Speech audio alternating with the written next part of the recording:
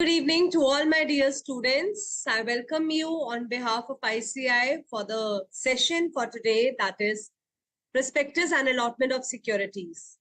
So a very good evening, Tejaswin, Tanu, Niruben, Maruju, Rashmi, all of you and the students over here, Hardik, Tisha, Akshit, Kamish, Karnesh, Manavi, Kiran, all of you, welcome all of you students. I hope you have revised what we have done in the previous session. And today we are ready to move forward. But as the practice that we followed, we'll be revising whatever we have done in the previous class. I'll try to take up certain queries also, which you were asking in the last session. And I told you that we will be doing a quick revision in which most of your queries will get answered. So children, prospectus and allotment of securities, it is an interrelated kind of whole chapter is interrelated. Akshit, first I will deliver my lecture and then I'll give you chance for the queries, okay? So what we have to, even on the query pad, if anyone wants to ask anything, feel free to write. You know where the admin portal is, where you can go to the query pad and you can write down as many questions as you want. So all those who have revised can send their questions and queries over there also. Good evening, Satyam. Satyam Raj is writing, ma'am, मैं session की wait कर रहा था. Even I was waiting to meet all of you children. Shruti, Aisha, Neha, good evening. Pallavi, Rashmi, Sondhara, K, all of you, good evening children. And feel free to write if you have any queries, whatever we are discussing, whatever I've taught you, till the topics that we have done. So we have done till section 35. We'll have a quick recap. Today, I have certain MCQs also for you so that your revision continues to keep happening. Also, we'll be discussing certain question answers. ICM module question answers also I'm planning to take up and discuss with you. Certain questions we'll be doing today itself. So I plan to finish till section 39 today. So that in the next session, section 40, 41, 42, 42 in itself is very, very elaborative. So private placement will take a lot of time. So as much as possible, we're trying to finish in today's lecture along with the question answers.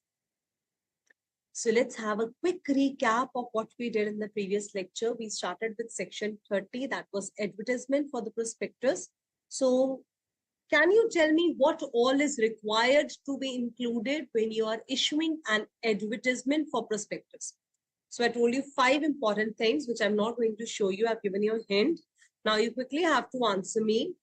What are the 5 important things that you have to include in your MOA when you are issuing an advertisement? Okay, we will take up that point. Somebody has written, I have a doubt on recession point, second point. So we will go to section 34, 35. Then I will explain you. We'll revise everything. Okay. Good evening, Pranav. So what are the 5 things quickly? Those who are here on the Zoom session also feel free to write on the query pad. You can write your answers, children. When you revert back, you write your answers. I come to know how well you have revised, how well you have prepared. So what were the 5 things? Let's quickly revise. Capital structure, object clause, liability, and the name of the signatories, number of shares taken. So it was a very small section, section 30, which simply tells you that along with the advertisement, what all has to be included. Now, before we proceed further, I have promised you that I'll be taking certain questions. So here is the first question in front of you on the screen. Examine the validity of this allotment in the light of provision of Companies Act. So allotment of securities is something that we're going to do today, but this is a very basic question. So I just wanted to give you a hint what kind of questions can come in the exam. The board of directors of Reckless Investments Limited. So they have given the name of the company. What is the name of the company? Reckless Investments Limited. They have allotted the shares to the investors of the company without issuing the prospectus with the concerned registrar of companies.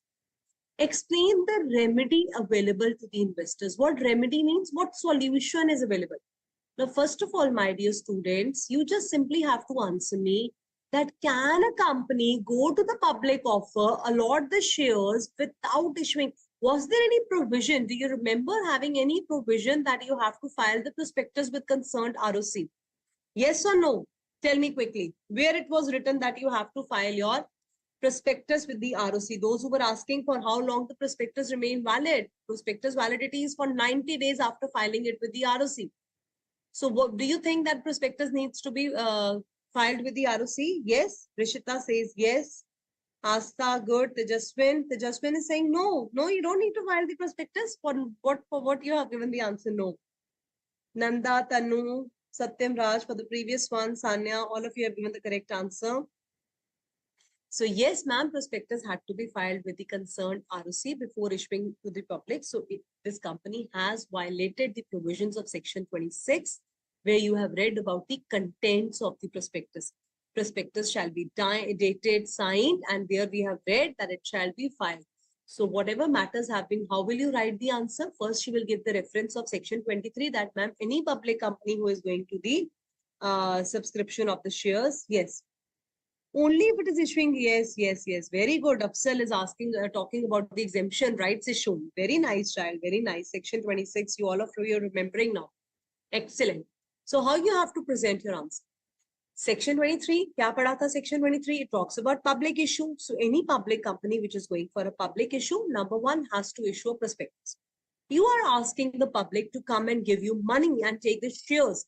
How will you tell them? You need to show them certain document. This is my document of the company. This is my financial position. This is my objective. This is my business. All this is written in the prospectus. So you can never issue never go for the public offer without issuing a prospectus. And this prospectus under Section 26, it has been written that registrations with the ROC has to be done before you have issued. Section 26 lays down the contents of the prospectus, what all to be needed. So you will simply write down that prospectus shall be dated, it shall be signed, and a signed copy of prospectus shall be filed with the ROC. So what will we conclude? This conclusion is something that I will be teaching you today. This word you are listening for the first time, that ma'am, if the company has violated, then the allotment will become void. So if you are not filing the prospectus, you're not issuing it nicely, or you are doing it on the basis of a wrong prospectus, allotment of securities has happened, the allotment becomes void. It's null and void. What is the meaning of void? Where have we heard this void word before?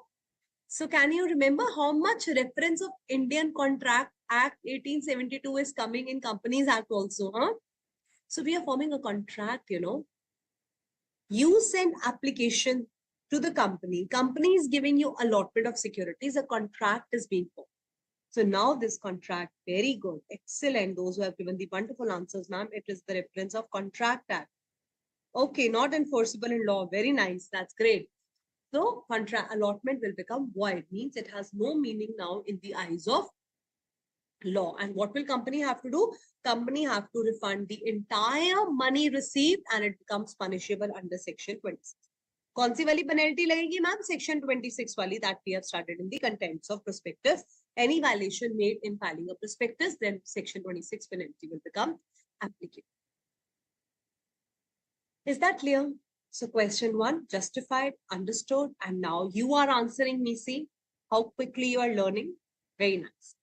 Board of Director proposes, second question, Board of Director proposes to issue prospectus inviting the offers from the public for subscription of the shares of the company. Again, we are proposing to issue a prospectus. We want the public to take up the shares in it.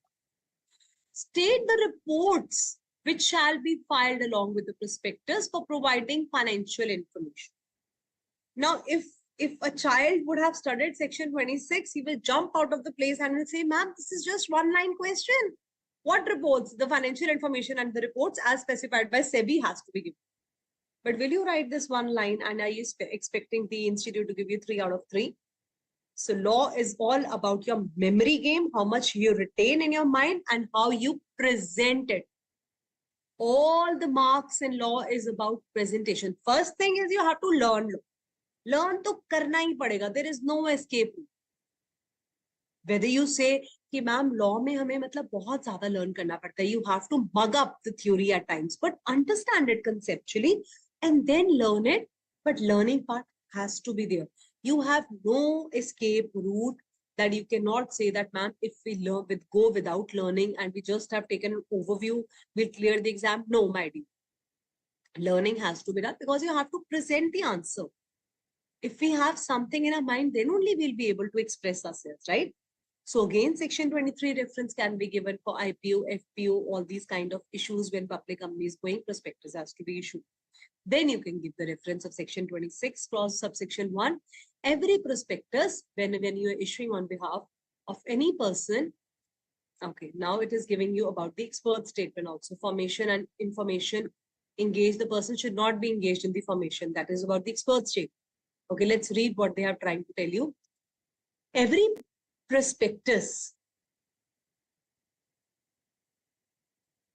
issued by or on behalf of public company, either with reference to its formation or subsequently, or by on any behalf who is engaged or entrusted in the formation of company. So anyone, that is promoters and directors, whosoever are issuing the prospectus, it shall be dated. The first point they're trying to cover, you can write down in points in exam, there is no issue. It shall be signed. And point number 3, such information and reports as specified by SEBI in consultation with central government. So the third point has to be given. Then you will be writing the fourth point, all the provisions of SEBI specifying the information under the Securities and Exchange Board of India in respect of the financial information and reports have to be submitted. As far as SEBI is telling, you have to comply. SEBI is the bigger body. So you have to write these words. Securities and Exchange Board of India, under Securities and Exchange Board of India Act has specified you have to file all those information. So we have done this in the contents of prospectus in 5 points. You have to write down about it. So let's conclude. What is the conclusion for this answer? I think this much is the question. So prospectus issued shall make a declaration. What was the 5th point? Declaration and the statement that there is nothing contrary. So if you remember, all of you, the 5th point, a declaration and statement has to be given that everything, there has been no contravention in the provisions of the Securities Contract Regulation Act and Securities Act. So accordingly, Board of Directors will now, we have given the entire provision. It was not based on the case study. It is just simply asking you the question. So entire provision of section 26 you have explained. You can even write one-liner that penalty will be charged if any contravention is made. And then Board of Directors, then you give conclusion also. Okay, they're asking you, who are now professionals. So just conclude your answer. Board of Directors who proposes to issue the prospectus shall provide such reports on financial information as SEBI has specified in consultation with central government, and also give a declaration that compliance of the provisions have been done. Provision likha, usi mein se, uski story mein se you have made a conclusion. Those who are thinking where it was, here it was. I can show you quickly. These are the points that I've just now explained. Section 26, subsection 1, all these 4-5 points that I have made you highlighted also, you simply have to write about. No need to give about expert statement because he's simply asking you about the financial information. And this ICAI Limited, we have already discussed in the previous class that if you're giving the advertisement, even now I asked you, these are the contents that have to be included in the memorandum. Now comes the time for your MCQs, for which you have been eagerly waiting, all of you. So here is the time for your MCQs.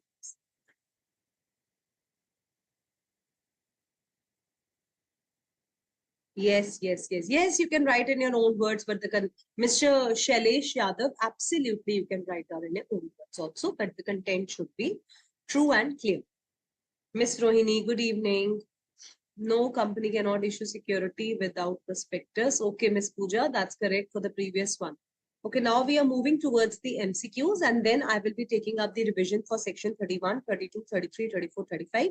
Then we will be finishing section 36 and 37. Okay. All right. MCQ section 25. An issuing house has issued an advertisement in 2 leading newspapers for selling a large number of shares allotted to it by a company under private placement. In which of the following conditions will the advertisement not be deemed to be the prospectus? Now, what is it happening? Issuing house is involved. It is talking something related to the deemed prospectus. Advertisement was given within 6 months when it shall not deemed to be a prospectus. So what were the cases when it is not deemed to be a prospectus? Advertisement was given within 6 months, was given after 6 months from the date of allotment, and issuing house has paid the entire consideration, means company has received the entire consideration. Issuing house did not pay the entire consideration and advertisement was given within 3 months from the date of allotment. So I have also given you a hint, section 25 is applicable. I have got out of 300 students with me right now on the portal. I've just got 70-80 answers. I'm still waiting for more. Very good. Deepak, Bhavna, Sanya, Palvi, Tejaswin, Kushi. All of you have given the correct answer. Many others have also given. What about others? You're still thinking what is the answer? So absolutely correct. 1B is the correct answer. The allotment is presumed to be made with the intention if you have made the prospectus. See what we have done in deemed prospectus.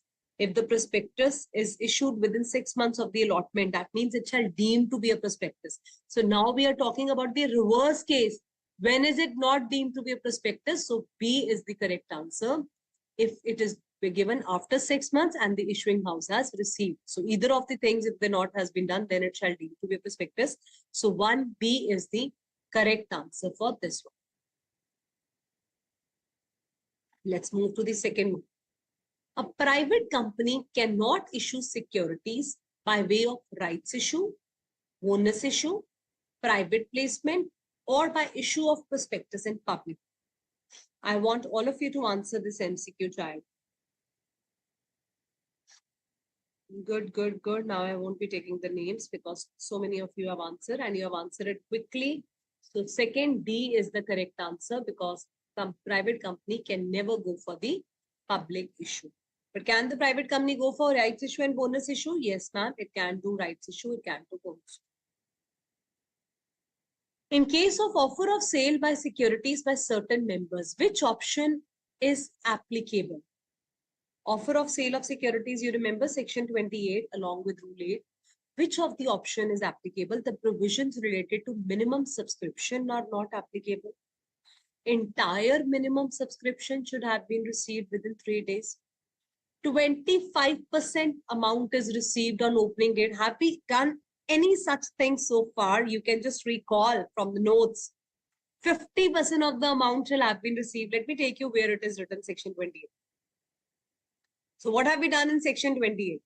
Section 28, any member who is selling its securities through the help of public shall reimburse the document that is being used shall be the offer of prospectus. Following is not applicable.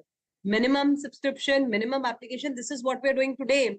Somebody was asking in the previous class, ma'am, I did not understand what is minimum subscription minimum because it is part of today's topic. In section 39, at length, we'll talk about these topics today. Utilization statements, any other information which they have the reasons that could not be. So these 4 things are applicable. Is there anything mentioned about 50%, 70%? So it's all, you have to recall what was written over there. So simple answer is A, that is minimum subscription is not applicable. So I hope all of you have got this one correct. Let me see how many of you have given the correct answer. So minimum, absolutely correct. So D was the, so A was the correct answer. Now, a company was incorporated on 2nd December 2018 with 25 subscribers and authorized capital of 50 lakh, 5 lakh shares of TED. The directors are in a dilemma whether to issue the share certificates to the subscribers in the physical form or in the dematerialized form. What do you think should be the correct answer? What do you think? Advise them correctly. Being unlisted company, you can either issue physical shares or they can issue in dematerialized. Company need to issue the shares in dematerialized form. A company having more than 100 shareholders need to issue. Was any condition given? Let me take you to section 29.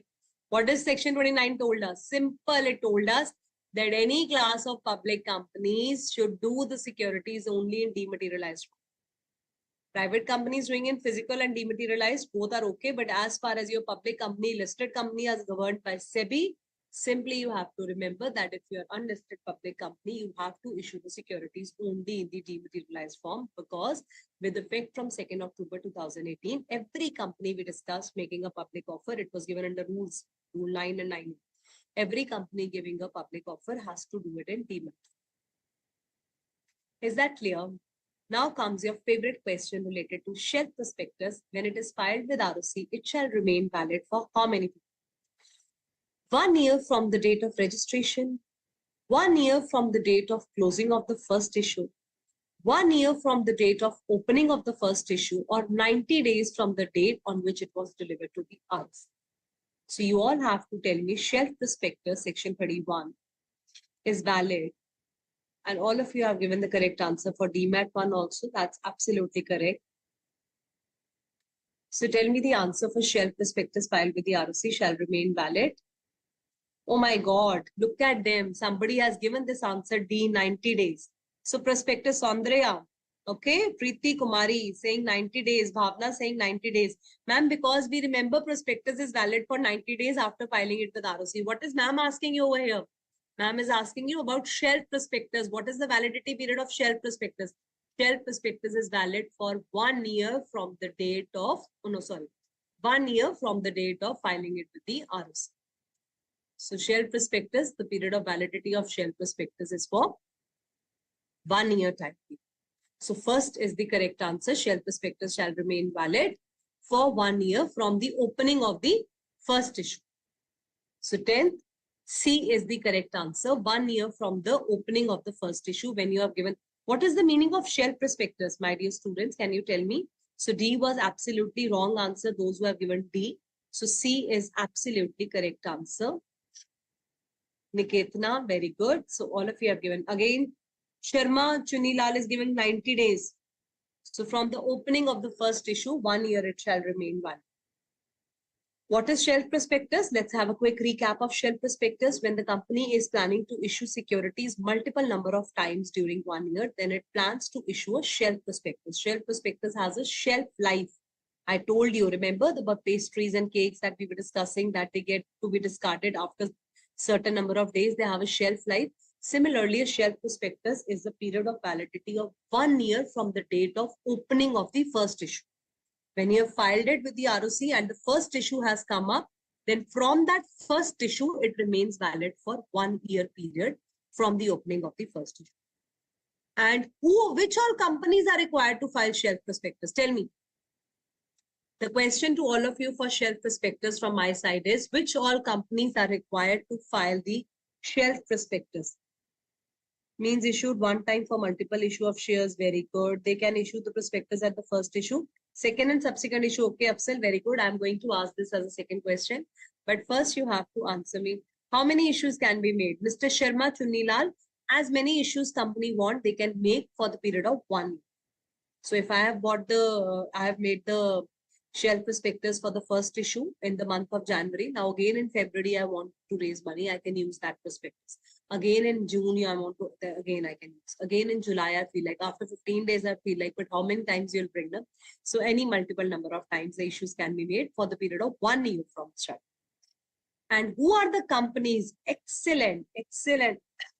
Moriju, Tanu, Preeti, Pooja, Anirudh, Avinash, Tejaswin, Tanu, Bhavna, all of you have given the correct answer. Only the SEBI notified companies are required to issue shelf prospectus. It is not that all the companies will be issuing shelf prospectus. Only the SEBI will notify the companies which are required to issue shelf prospectus. Okay. It has to be, it remains valid for 1 year from the opening of the first offer. And what do you need to issue for the second and subsequent offers? You have to file the information memorandum showing any changes made in the financial position, any new charges created. It has to be shown by filing information memorandum. And what is the form number used for information memorandum, children? Can you tell me the form number that we use for information memorandum? PAS2 form.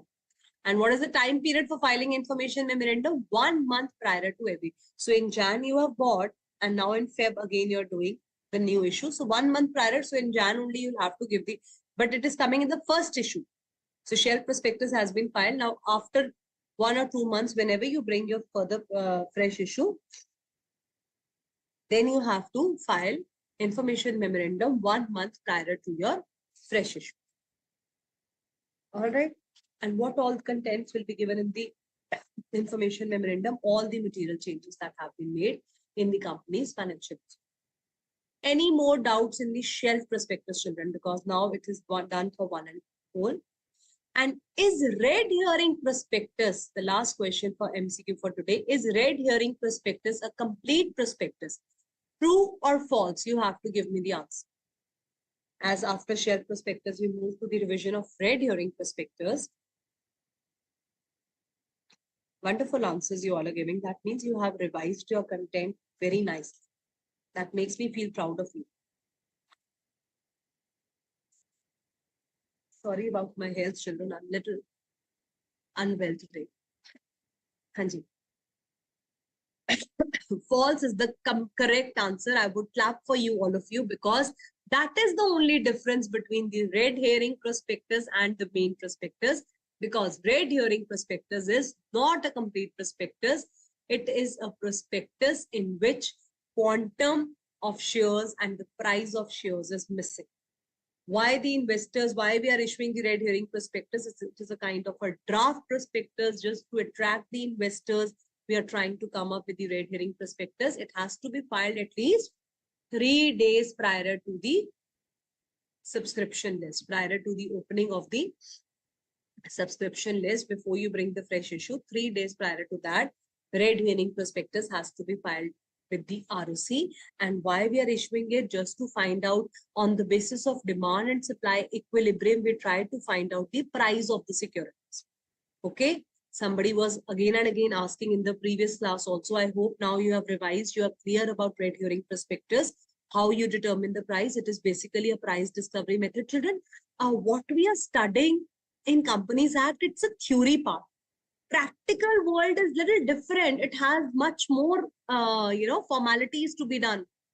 You will be subscribing. There will be the dates that some companies will give certain dates that IPO has come. You can subscribe to the shares. You're buying the shares in the primary market. Somebody is then gaining on the secondary market. We are understanding the theory part of it.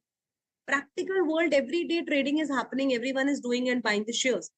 And if you're a small investor, you're not investing in much of money. What will be you reading?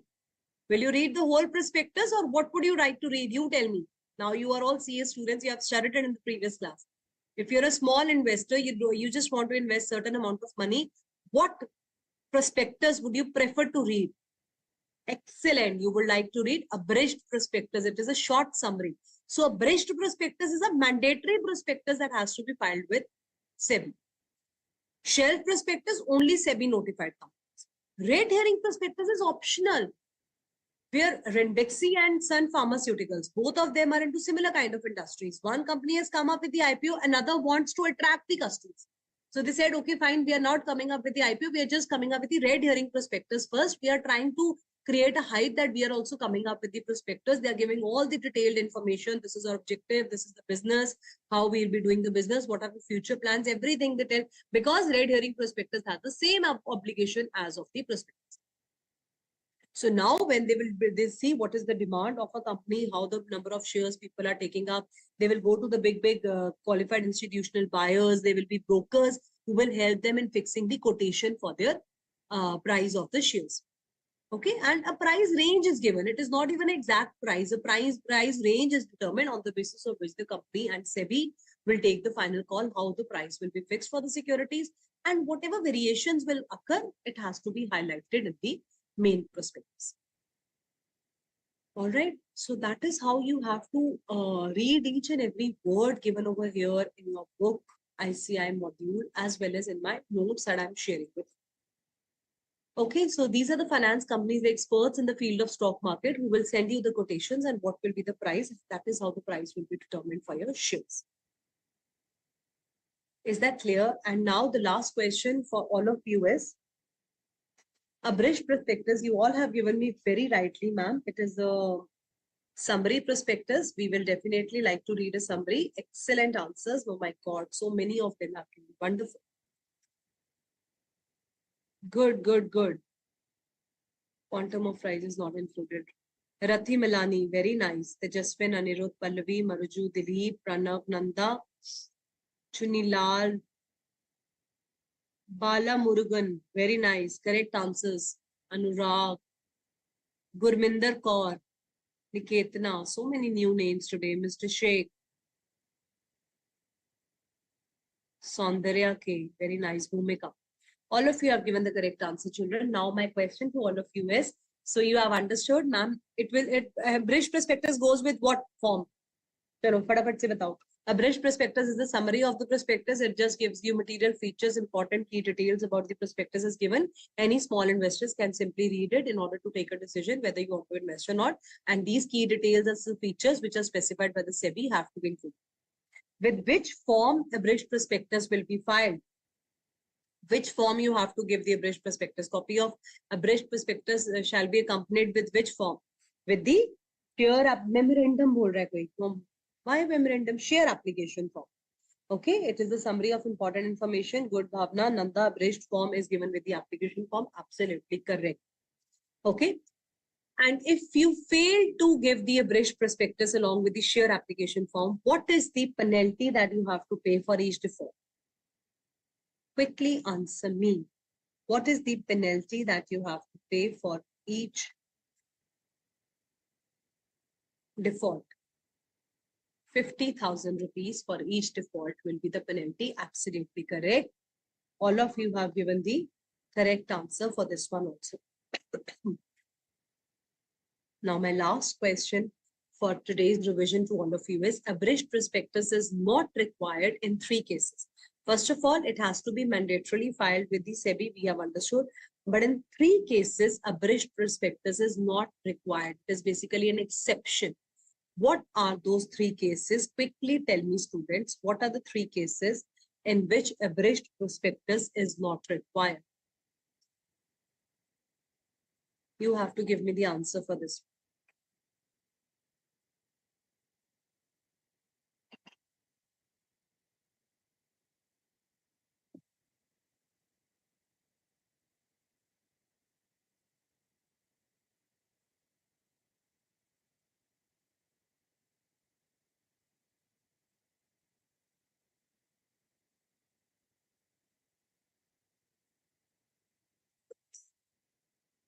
Yes, I'm waiting for your answers, children. Excellent. Those who have written 50,000 for default was absolutely correct. Tanu, Tejaswin, Pranav, Kiran, Sanya, Divya, Anirudh, same names coming up. Tambeshwari, final prospectus in which Tambeshwari, you're trying to ask something, write your question completely. Afsal, Nanda, Rashmi, all of you are correct. Divya is writing 15,000 penalty. Divya, it is rupees 50,000 for each. Okay, bye bye, Aisha, Bibi Aisha. Okay, that's correct. Your answer is correct. When application form bona fide. Rashmi Kumari, are you trying to ask some question? Yeah, that is correct. The exception that you're giving. Very good. So the 3 cases are when your underwriting agreement is being made and when you're issuing the shares, bona fide invitation for the underwriting agreement, when you're issuing the shares and debentures to existing members only, that is a right issue. And when you're not offering the shares and debentures to public, that means you're doing a private placement. In these 3 cases, abridged prospectus is not required. So I hope now you are properly satisfied with these shelf, abridged, deemed prospectus and red herring prospectus. I'm 100% sure now you won't be having any doubts. All right. So very good. All of you have given the correct answer. Good, Niketana. I'm glad you're liking it. So that's wonderful. In 4 prospectus option, what is the... So Tambeshwari, the final prospectus, when we go to the definition of prospectus, section 2, clause 70 defines prospectus. Any document which the company is offering to the public for the purpose of making an offer to subscribe for securities is known as a prospectus. That prospectus definition includes shelf prospectus, red herring prospectus, and any advertisement given in order to announce it as a prospectus. All right. So the final prospectus in case of red herring prospectus is when the price is determined, then it becomes a final prospectus. Any variation between the two shall be disclosed on the face of it. And all the contents of section 26 that we have studied, that is about the all detailed that should be there in the final prospectus. Is that clear now? Okay, good. Tambeshwari, Kiran, Rishita, all those who have written, they are crystal clear now. I'm glad. Very good. And your answers have also made me prove that you are crystal clear in your concepts now. Very good. Dilip still has a doubt. Explain the exception to the issue of abridged prospectus. So listen carefully, Dilip. What are the exceptions when abridged prospectus is not required in 3 cases? Number 1, in case of underwriting agreement. Underwriting agreement is again part of your section 40, which I will be talking about today. When you have given, there are brokers and underwriters who take the shares of the company in bulk. And they say that, okay, we are going to give you a guarantee that we will bring the money for you from the market. So here they already have the information about the company. They know about the existence of the company. They're very well informed. So there is no need to issue a bridge prospectus when you're making an underwriting agreement. Okay, then when you're giving a bona fide invitation to a person, or prospectus is always an invitation to offer to public. So for underwriting agreement, it is not required. Point number 2, where the shares are not offered to the public, means you're doing a private placement. Then also a bridge prospectus is not required. And when the offer is made to the existing members, means you're issuing the right issue. So when we do in share capital and debentures, when you study about the right issue, it is the chance given to our own shareholders that before going to the public, we are asking you that if you are ready to give money to the company, why don't you take up the right shares in the company? So in that case, also shareholders already know about your company, so there is no need of a bridge prospectus. Okay, I hope now it's clear. No more doubts in this. So well done.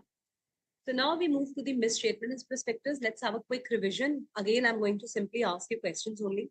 So any untrue statement, any material fact has not been included in the prospectus, then what will happen? Section 34, criminal liability will come into picture. And what get extracted? Section 447. Anything you do in 34, 35, 36, 37, 38, 447 is going to come in the picture. Now we are talking about any kind of frauds that you're doing. So again, for introducing section 36, you have to have a quick revision of this also. So again, if any person, and what are the defense that you can use for taking an excuse that if the, what are the exceptions where 34 is not applicable? Answer me quickly. When section 34 is not applicable, exceptions.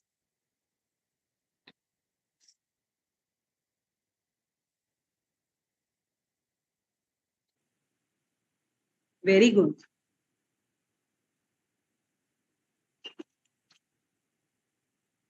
Number 1, where the information which has been omitted was not material. For example, this name spelling mistakes or any address mistake. And the people have the reasons to believe that the information given is true and continues to believe on the basis of audit report we have discussed. And what is the meaning of civil liability? Section 34 tells you criminal liability occurs, 447 becomes applicable. Very nice. All of you have given the correct answers. And section 35 says there are 3 conditions to be seen. Number 1, a person has subscribed to the securities. Number 2, on the basis of misleading prospectus. And number 3, they have suffered a loss or damage. Then you have to pay compensation to them. Now somebody was asking about recession. So here the compensation that you're paying, all those damages and compensation, your Indian Contract Act comes into picture. That is how your this thing has become applicable, how the damages have to be. And recession means to putting an end to the contract. So contract becomes voidable. If you want, you can end this contract and the other party is liable to pay you the damages. Section 35 talks about the civil liability. You have done something wrong, director, promoters, experts who have issued the prospectus, they will immediately have to pay the compensation to the person who has suffered the loss or damage. But again, how they can make an escape route, how they can, what are the exceptions? If they prove that they have withdrawn their consent, the prospectus has been issued without their consent, or they have relied on the expert state. And they are one who have to prove these things. And if it is not proved, then they all become personally liable, means their personal assets will also be held liable, unlimited liability wala case also. All right. So this was the briefing of misstatement also. Somebody has a doubt. Tameshwari, private placement, we will discuss in section 42, not as of now. Arun Mishra, loss of misstatement. Arun Mishra, what are you asking? Moruju is asking the case study of DLF company. So child, in that, basically it was held that name of the associate company was not given. So if you are not giving the name of the associate company, it is mandatory to give the name of your group companies where the financial information and details is given. So law said that the court held that some material information, material fact has been hidden. It has been suppressed. You have not disclosed the full complete information. So prospectus became misleading. And when the prospectus becomes misleading, that means section 34 gets attracted. There is a misstatement in the prospectus and all the directors, promoters were disqualified for 3 years. Okay. So what happens? What is the 447? Yes, Rashmi, underwriters and intermediaries. We will talk about them today as well. And all those who have given the correct answer for those exceptions, wonderful. Somebody is giving examples also, ma'am, like auditor's report. Very nice. Very nice. Yes, Anirudh, misstatement should be a material misstatement influencing the decision of investors. Very nice. Excellent. For section 35%, yes. The third one is that they have subscribed on the basis of misleading prospectus, Bhavna. These are the 3 points. So number one, person has subscribed for the securities. Number two, on the basis of misleading. We have written down in the previous class also. Number two is misleading prospectus. And number three, they have suffered a loss of. All right.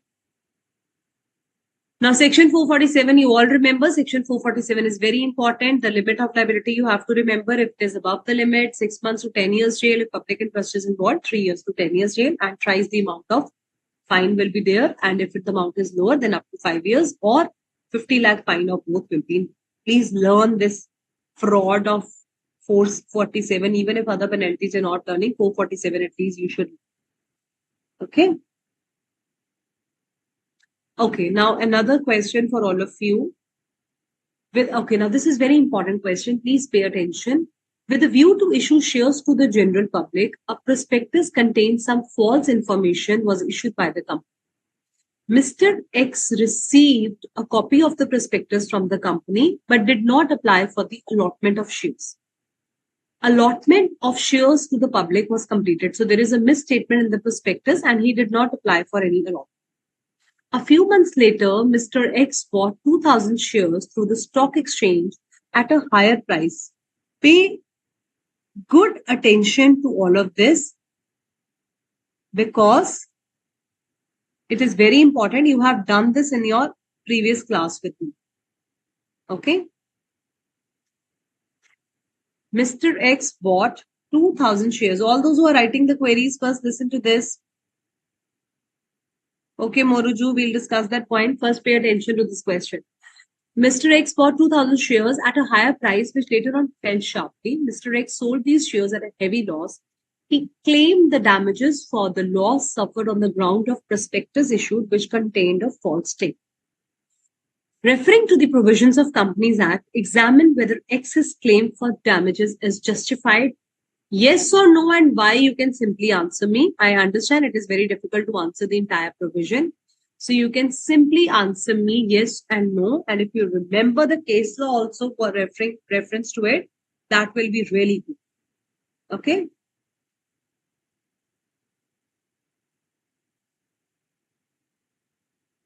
Okay, Miss Moruju, meanwhile, you're asking a question. Others can answer this question. I'm just answering you. Rex versus Tylesen case, in that it was simply written that the company is paying dividend. It is not saying that the investors have found that you're paying dividend. It is saying that actually the company was hiding the fact. The company was in accumulated losses and it was using the previous funds in order to pay the dividend. So as in when this fact is located, it has come up, then it is said to be a misstatement in the prospectus. So section 34 will become applicable and 447 will also be a trap. Okay. So you have to disclose the fact. You have to tell. You're hiding you're speaking a false statement. Huh? You actually don't have profits and you're just trying to create a goody image that yes, I'm paying the dividends. And you're doing a fraud. 447 is for fraud, any kind of fraud that you're doing. Peak versus Gurney. Oh my God, Tejaswin, Anirudh, I'm so proud of all of you. Those who have written the name of the case law also. Well done, because you have not purchased the shares from the market. Mr. Nanda, Rashmi, Dilip, Vedant, Tiwari, Kiran, Sheikh, Parvez, Tanu, Shruti. Very good. Apsar, Rashmi, and those who are sitting over here, my dear students, Manvi and Shikha, Chitakshi, why you all not answering? Gurminder Kaur, Asta, Pranav, Shruti Kumari, why don't I see your answers on this admin query? Very good, Niketna, Pallavi, Divya, all of you are correct. Very nice. So excellent, children. So you have very well understood. Quickly, let's have a answer look also. First, you'll define the definition of prospectus. And then you will tell them that it is a document inviting the offers from the public, but X purchases shares from stock market. That means he has not purchased from the primary market. He has made the purchase from the secondary market on the basis of Peak versus Gurney. We have already discussed in the previous class this case law that any damage happened will not be available to the person because he has not purchased the shares on the basis of prospectus. So simple. But see how beautifully questions can be framed and they can come, and you have to keep going through such question. Then only there is, practical question answers is very important.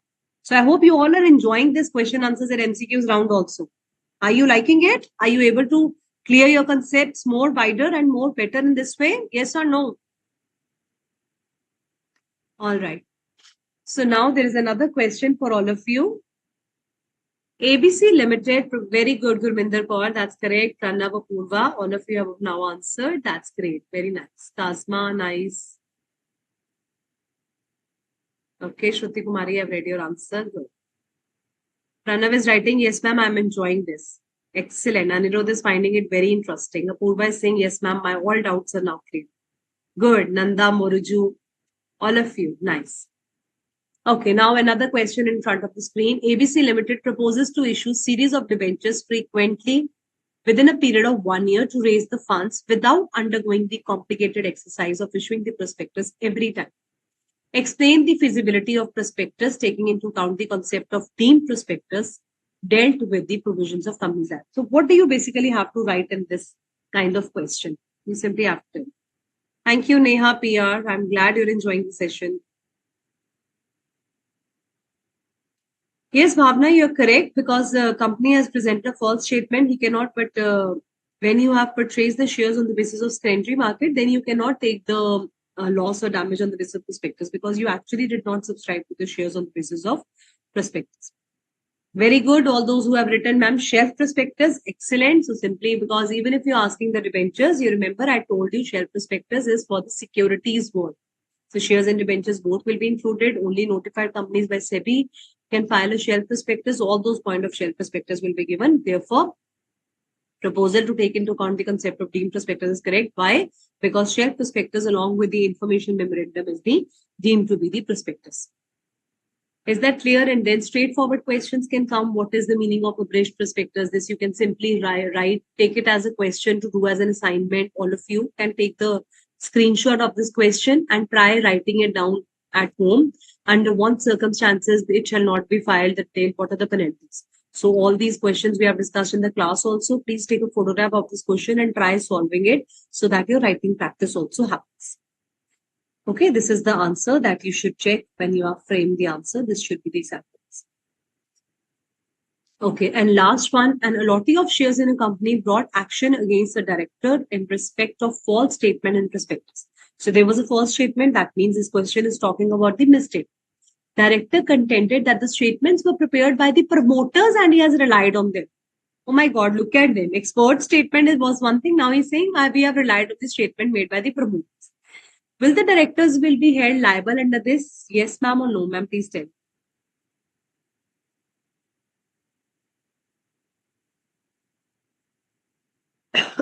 Will they be held liable? Yes or no?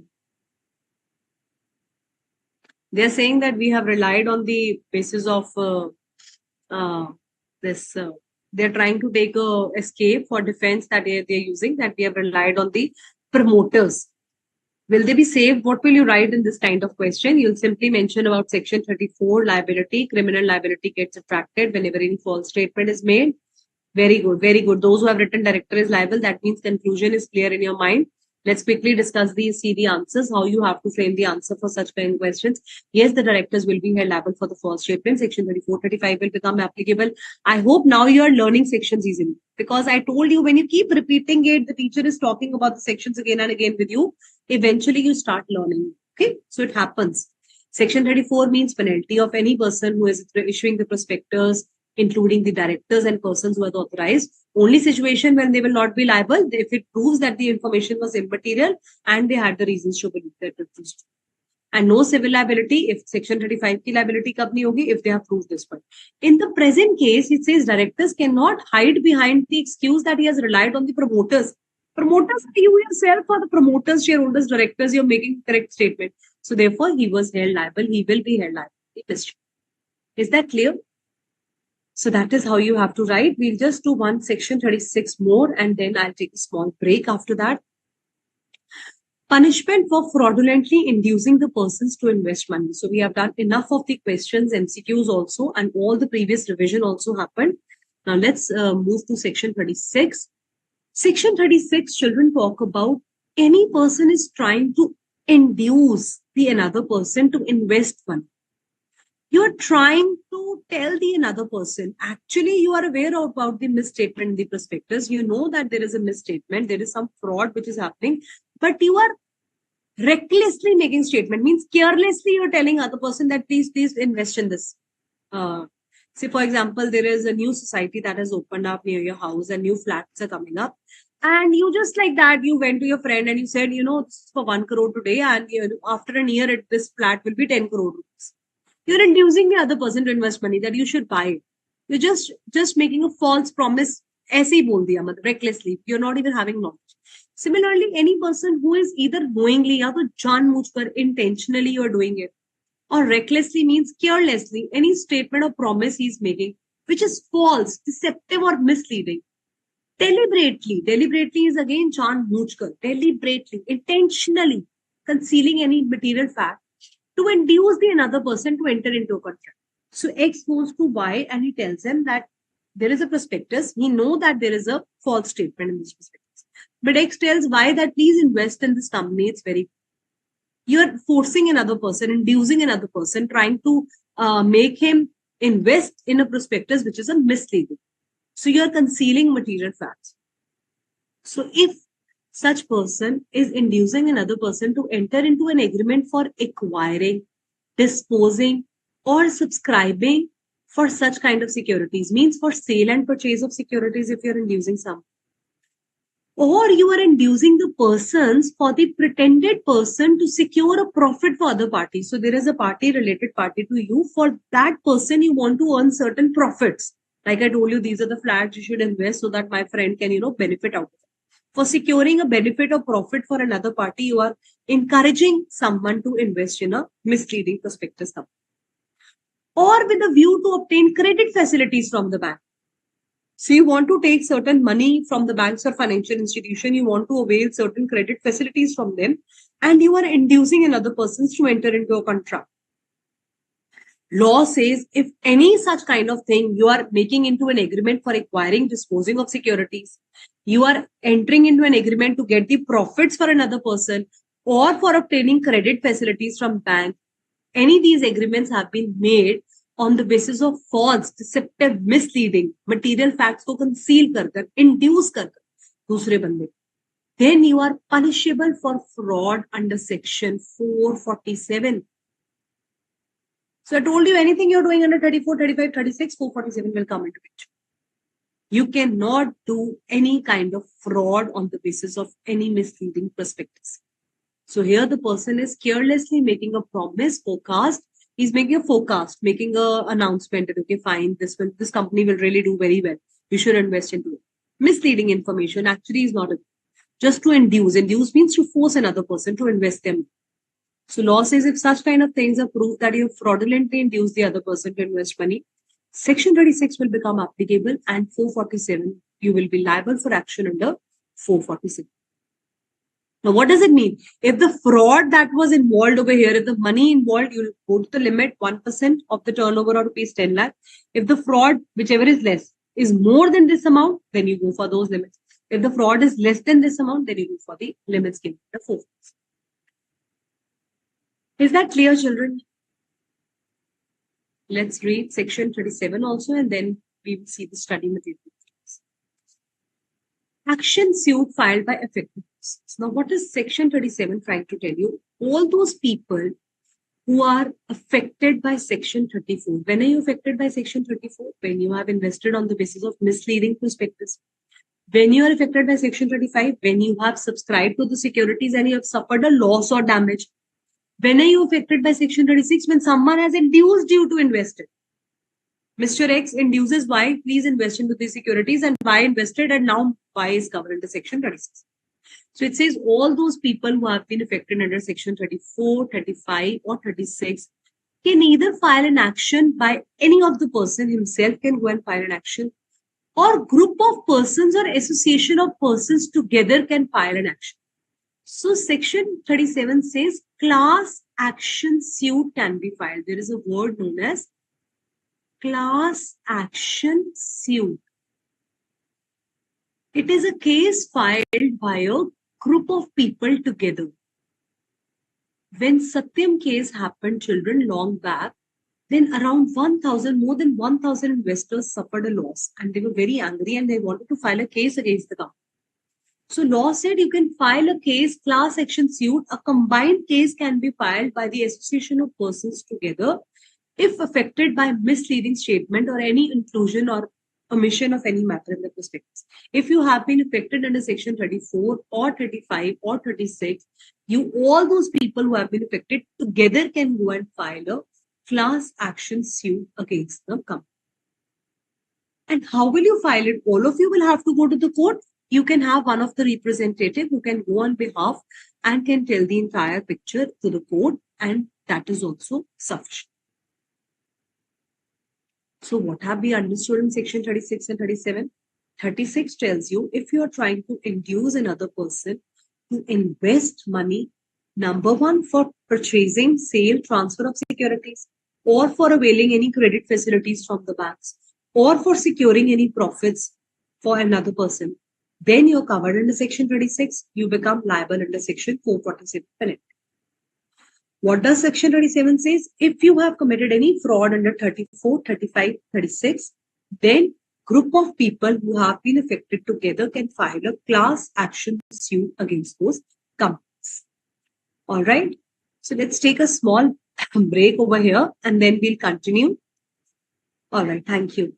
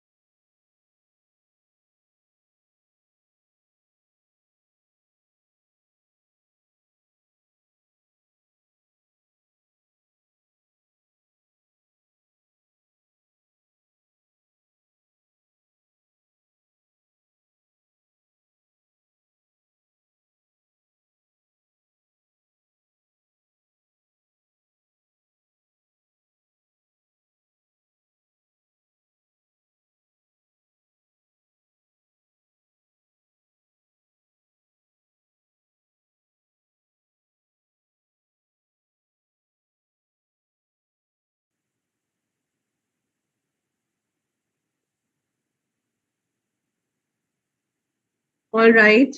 Welcome back, students. All right, let's proceed further.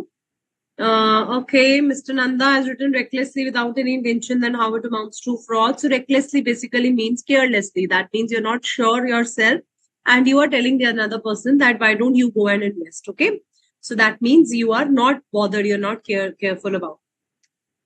The other person is inducing need to have any relation with the company. No, Shruti Kumari, if you are just trying to create any profits for another person, then also this section will become applicable. I have a doubt it will comply with verbal promise similar to the example of flat that you gave. So, Mr. Praveen, that was just an example to explain you, but we are talking about the prospectus. So, here, if you are inducing another person to invest in the company and by giving a false commitment, just saying the words without having any meaning, or you know that there is a misleading prospectus, then Section 26 will become applicable. Thank you so much, Bhavna, for saying that. I wish I can do that as well, but I will be keep meeting you in between for the chapters as well. So, don't worry. Okay. All right. So let's continue further, children. But as promised, let me take you to the study material also. Anyone has any doubts till here? Because now we'll be proceeding to section 38. After that, we'll be moving to section 39. So this Anilesh question also we have done in the previous class. We have taken up these questions. Punishment for inducing the person. So this is your section 36, children. Let's read this example. A huge sum of money were collected under a document described as project overview by NRIs. However, the shares were not allotted and the joint venture instead the money was diverted, controlled by the accused person. So prima facie offense is under 36. So that means you're not actually doing something, you're just inducing the agreement is being made to obtain certain kind of benefits from the another person. So if you can prove the prima facie offense means you have proved that kind of thing has happened, then 447 will get attracted. Okay, yes, Kiran Mishra, you want to ask something? All right, speak, Peter. Good evening. Good evening. Ma'am, I want concept of wrongful gain and wrongful loss. What is the concept of that? And also give some examples. Which one are you asking, Peter? Which section? Section 447, wrongful gain and wrongful loss. Okay. The definition which is given. Okay, I'll just take you over. So 447, it simply tries to tell you that it is not necessary whether you are having any wrongful gains or loss. Okay, let me just open that for you. So it says punishment for fraud under 447. Fraud means any affairs of a company or body corporate, means any omission, concealment. So you're absolutely clear by this that any concealment if I've done, I'm hiding any material fact, then 447 will become applicable. With an intention to deceive or gain undue advantage. Remember your undue influence you have done under Indian Contract Act, intention to deceive, the definition of fraud you haven't understood there also. So same kind of intention. Say, for example, if I'm selling you a furniture table and the leg of the table is broken, but I have pasted it in such a way that you cannot find out. So there is a defect in it, but I'm trying to do a fraud. I'm trying to cheat you. I'm trying to deceive you. I'm trying to gain an undue advantage that the person will buy this broken table also, and then also I will get money for that. All right. So whether or not there is any wrongful gain or wrongful loss means it is not important that the gain or loss has happened or not. But if your intention was to do a fraud, say for example, that table was for 100 rupees, I sold it for 100 rupees only. There was not much of gain that I could make or any loss. But yes, I have done fraud, then 447 is up. So if you have issued a misleading prospectus, people have subscribed the shares on the basis of that. You have done any kind of fraud. Person has suffered a loss or not, that is not important. Whether or not there is any wrongful gain, so you will still be liable under 447. Wrongful gain means gain by unlawful means of property to which the person gaining is not legally entitled.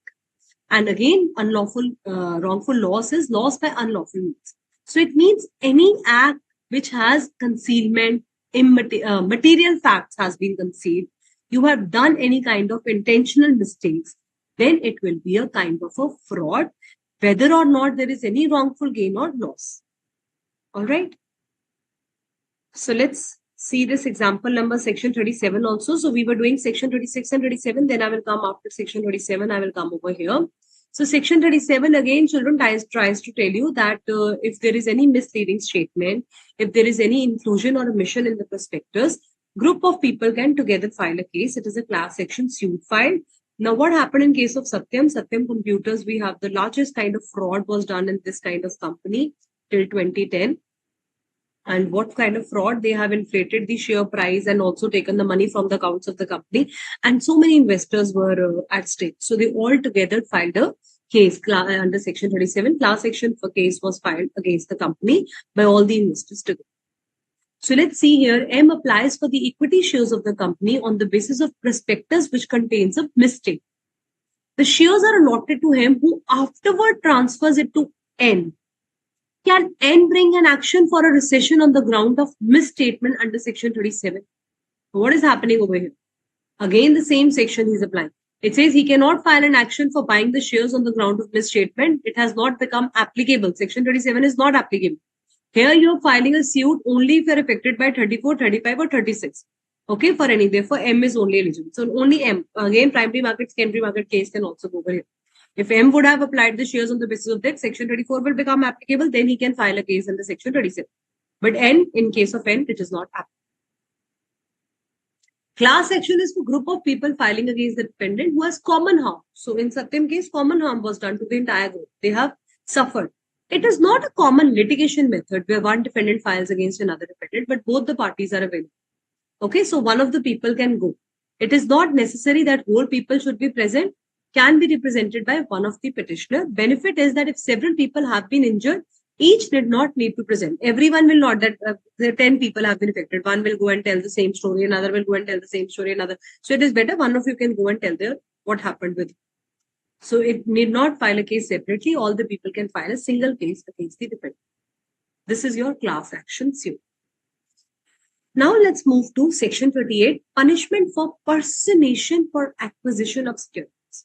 Now within 1 minute, I'm going to make this word very simple for you. What is the meaning of personation?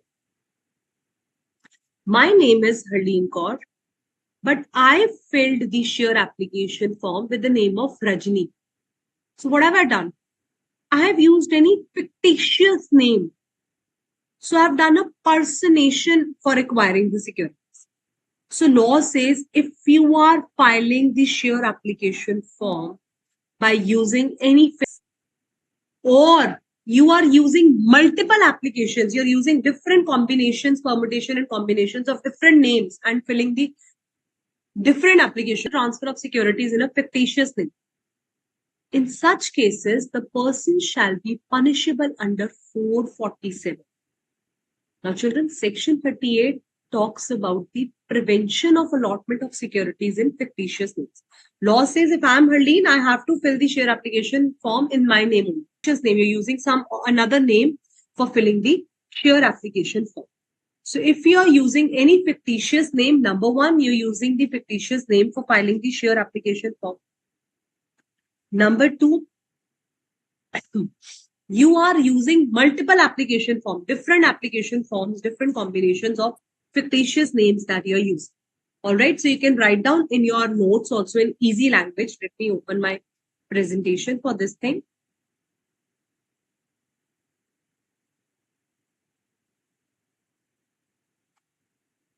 Okay, section 37. We're going to take from here only because it is a detailed explanation given over here. So you can write down in simpler language. Number one, where the person is making an application in a fictitious name. A person has filled the share application form in a fictitious name. You can write it down like this in the easier language. Point number two, where the person is using different combinations of different fictitious names and making different application and allotment of shares. So he's using multiple applications with different fictitious names for acquiring of shares. And point number three, it says person also includes the company, where the company has used the fictitious names for allotment and application and allotment of shares. So point number three, you can write down company has used fictitious names. Company has allotted or transferred the securities to him in a fictitious name. So if a company has also done a mistake, it will also fall under Section 38. So all these people, if they have done any one of this, they will become liable under Section 447.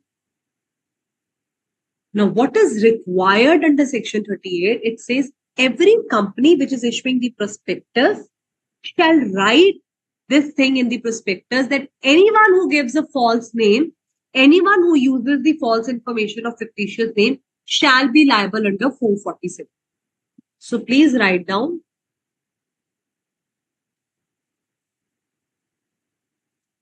It shall be stated in the prospectus by the company that anyone who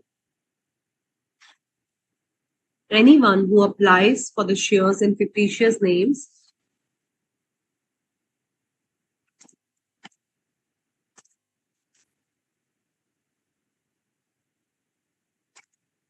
shall be punishable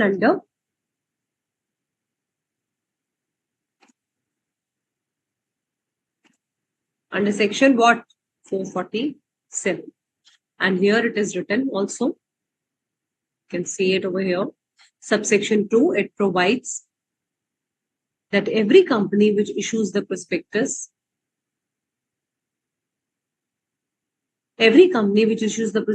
shall predominantly produce the provisions in the prospectus and every share application form. So it shall write it down in its share application form that if you are applying for the shares in fictitious names, 447 will become prominently produced. You can reproduce prominently means clearly the prospectus shall state that if such kind of thing is written, if you are applying the shares in fictitious name, 447 will become applicable. You will be punishable under section 38.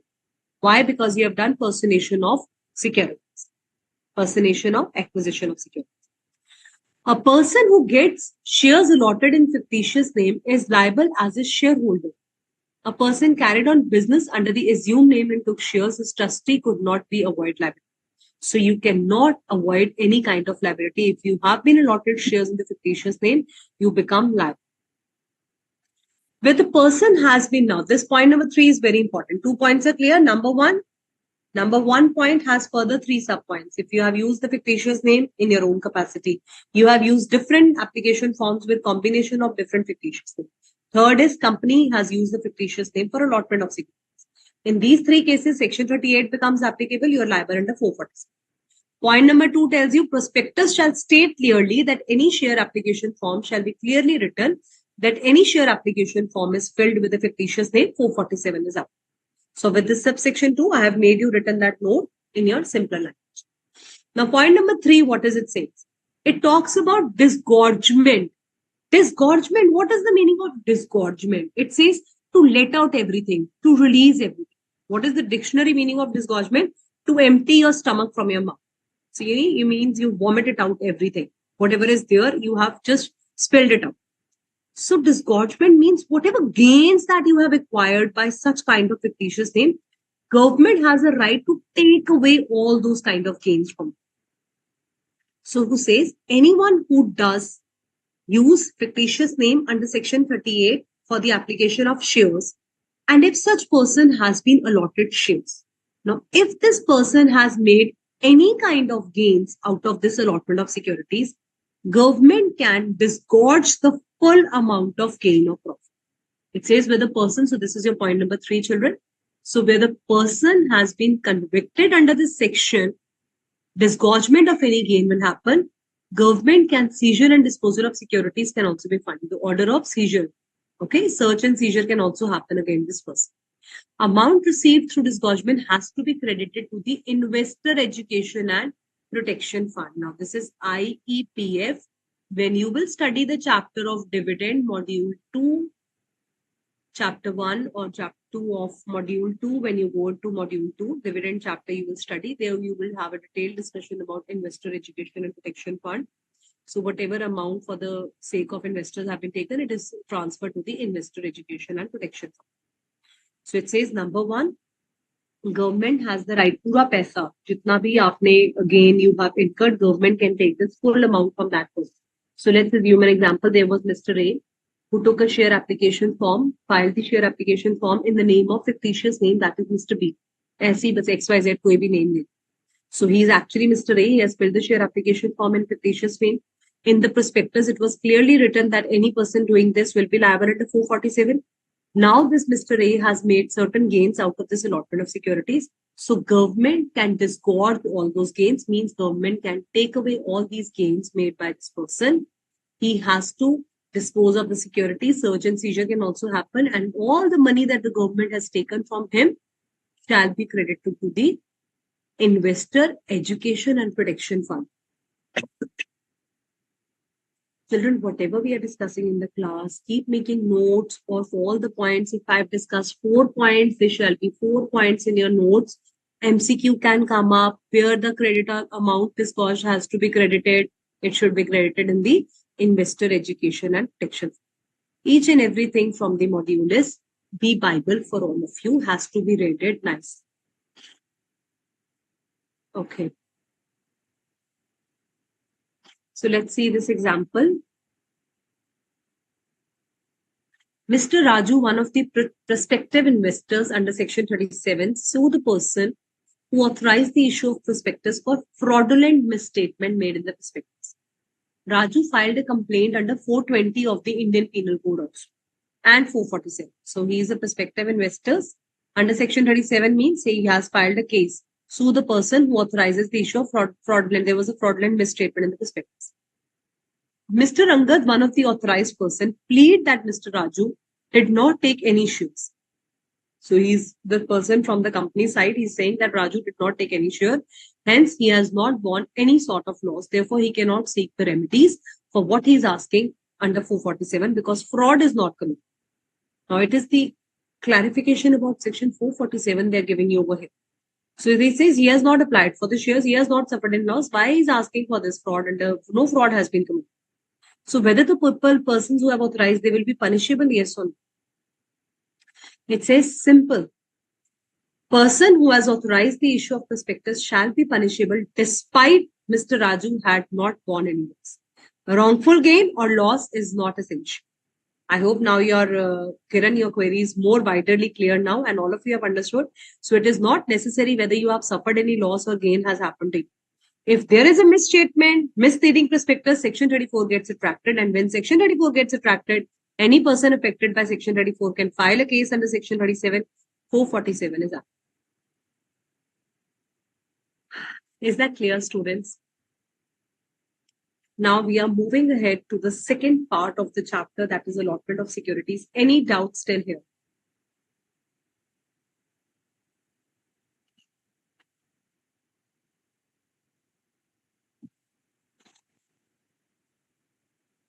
Yes, Bhavin. Ma'am mister Raju वाला example elaborate कर दो, वो समझ नहीं आया. Want me to explain in Hindi? Yes, ma'am, in any language. Okay, then I'll explain in English. So Raju was the investor. He has invested on the basis of a fraudulent prospectus. There is a misleading statement. That means there is a whenever there is misleading statement, there is a misstatement in the prospectus. Then which section becomes applicable? Section 34, right? Criminal liability. Yes, is that ma'am. correct? So now when Section 34 becomes applicable, it's a criminal liability. So we have understood 447 mein liability lag jayega. Now he's liable Yes. under 447. Now the people who have authorized the issue of prospectus, they are held liable under 447, right? The directors, promoters, all these people. So one of the person who has authorized the prospectus, he said, Raju cannot file a case. He has not suffered any loss. He did not buy the shares. Why is he filing a case? So law says you have made a fraudulent thing. The prospectus is misleading. People has filed a case under you under Section 34. Then yes, 447 is applicable. You cannot say that person को loss होगा तभी वो case file. जब Section 34 applicable हो गया, Section 37 में case कर सकते हो and 447 will. Okay, ma'am. Prospective investor means? Prospective investor means जिसने invest करना है. Prospective investment in future. जो सोच रहा था invest करना. He was thinking. Okay, potential means potential investor. Yes, means potential. Okay, ma'am. Thank you, ma'am. Okay. Yes, Rashmi. Yes, ma'am. Hello, ma'am. Good evening. Ma'am, I have doubt regarding section 447 applicable all type of fraud and furnishing false information. But in this case, two type of liability, civil liability and criminal liability. I have confused regarding this. When is applicable civil liability and criminal liability? Okay. So mute yourself, Rashmi. So Rashmi, in case of criminal liability, 447 becomes applicable. When section 35 simply tells you that if any person has subscribed to the shares on the basis of misleading prospectus and suffered a loss, then section 35 says pay compensation to them. वो वहीं खत्म कर देता है, damages आ जाते हैं, recession of contract आ जाते हैं, वो कहते हैं डैमेज पे करो, कंपनसेशन अभी पे करो. क्रिमिनल लायबिलिटी में 447 is up. But 36, 37, 38, again 447 is up. Okay? Okay. Yes, Hardik. Ma'am, good morning, ma'am. Ma'am, one small clarification. Ma'am, 35 में 447 तो नहीं लगेगा ना? So 35 में you have to pay the damages. Damages, receipt damages देना और सिर्फ As per the Indian Contract Act, it simply tells you that where 35 gets attracted, the person has, the conditions have to be seen. There are 3 conditions that have to be fulfilled. That person has subscribed to the securities on the basis, it is talking about the civil liability.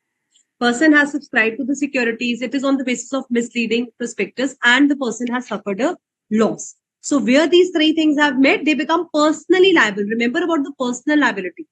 So it has specifically told you that if they can in the 3 cases, they can withdraw their consent. That we have not given the consent, we relied on the expert statement, I was not aware, these kind of exceptions they can use. But if it is not proved, then they're personally held liable without any limitation of liability. So beyond 447, there is no limit to the liability. Whatever loss has been suffered on the basis of damages, they will be liable under section 30. All right. Okay. Yes, Pooja. Ma'am question number मतलब एक question आपने M का करवाया था, जो M apply करता है equity shares में. अभी और जो एक हमने करा, the one that we have just done. Yes ma'am. And ये राजू वाला क्वेश्चन आपने करवाया है मैम. इसमें भी तो मतलब सेक्शन 34 लगता है, क्योंकि मतलब मिसलीड तो कर रहा है ना prospectus ma'am. So yes, 3447 is applicable. No ma'am, 34 is जो एम वाला है उसके अंदर तो इसमें मतलब नॉट एप्लीकेबल लिखा हुआ it says the shares were allotted to him afterward transfers to them. So secondary market case, Peak versus Gourne. है. Yes ma'am, understood. ये बात मैं समझ रही हूँ कि सेकेंडरी मार्केट के कारण मतलब, लेकिन सेक्शन 34 तो लगेगा क्योंकि प्रोस्पेक्टस तो मिसलीडिंग है. Sorry? मैम जो एम अप्लाई कर रहा है, ये M M is eligible. M can file a suit. It is written, read the last line, answer carefully. M is still eligible to file a suit on the basis of misleading prospectus. M can file a suit. He is telling you about N. That N has purchased the shares in secondary market on the basis of prospectus, he cannot file suit. Because उसने उसमें लिया ही नहीं है primary market. All right? तो ma'am मतलब ये हुआ कि सेक्शन 34 के अंदर वही लोग मतलब section 34 Okay, Pooja, you can write it down in the query pad so that we can read it, and in detail we can discuss it later. Just write down your query in the query pad, okay? Okay, yes, Rishita.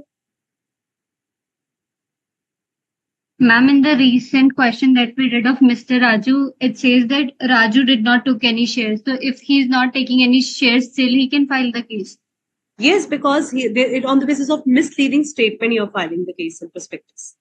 Okay, so section 34 is become here. Okay. All right. Okay. So let's proceed further because we have lots and lots of things yet to complete. So still anyone has a doubt, you can write it down in the query pad, the admin portal site, so that at the end of the session, we can take those doubts. Okay.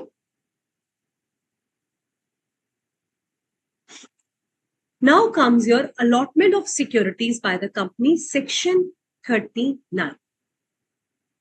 Now, what is the meaning of allotment of securities? Allotment says, first of all, whenever we are issuing the prospectus, let me explain. Whenever a prospectus is given, we are inviting the public to please come and take the shares in my company.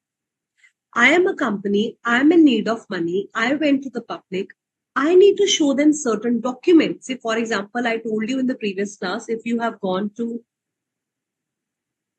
if you students, nobody is supposed to do any screen share in between, otherwise you will be removed from the class.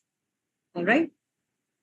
So if you are a company, if you are a college admission you're going, you will obviously like to see the prospectus of the college so that you know what kind of details have been given. Okay. So that is the document. If you're going to buy a house, you would like to see where the house is, what all basic amenities are near that house. Everything you have to supervise because you're investing money. Similarly, in company you're investing money, you need certain kind of documentation where you can read about all the details about the company. So that is where the prospectus comes into picture. Now, when the company has issued that prospectus, it has come out to the public out that please give me money. That means company is now making an invitation to offer. Remember, when you did Indian Contract Act, one is offer, one is acceptance. Offer is different from invitation to offer. There also we try to tell you the example of invitation to offer. One of the examples is prospectus. Company is inviting the public to come and take the shares. So prospectus, you should write down in your notes, prospectus is always an invitation to offer. You're inviting the public to come and take the shares in your company. Now, when you receive the share application form, people are actually subscribing to your securities. They are sending you the offer that ABC company, I would like to take the shares in your company. Are you ready to sell them to me? So now the public is coming with an offer. And if company feels that everything is fine and they want to give their shares to this potential investor, they will allot the securities. So they will accept this offer and they will do the allotment of securities. So offer is when you receive, first is invitation to offer, that is prospectus. So first is your invitation to offer, which is given by prospectus. Then you receive applications, that is offer, and you basically may give the allotment. That means you have given the acceptance by giving the allotment of securities is your acceptance. And when this offer is accepted, what does it become? Tell me. When the offer is accepted,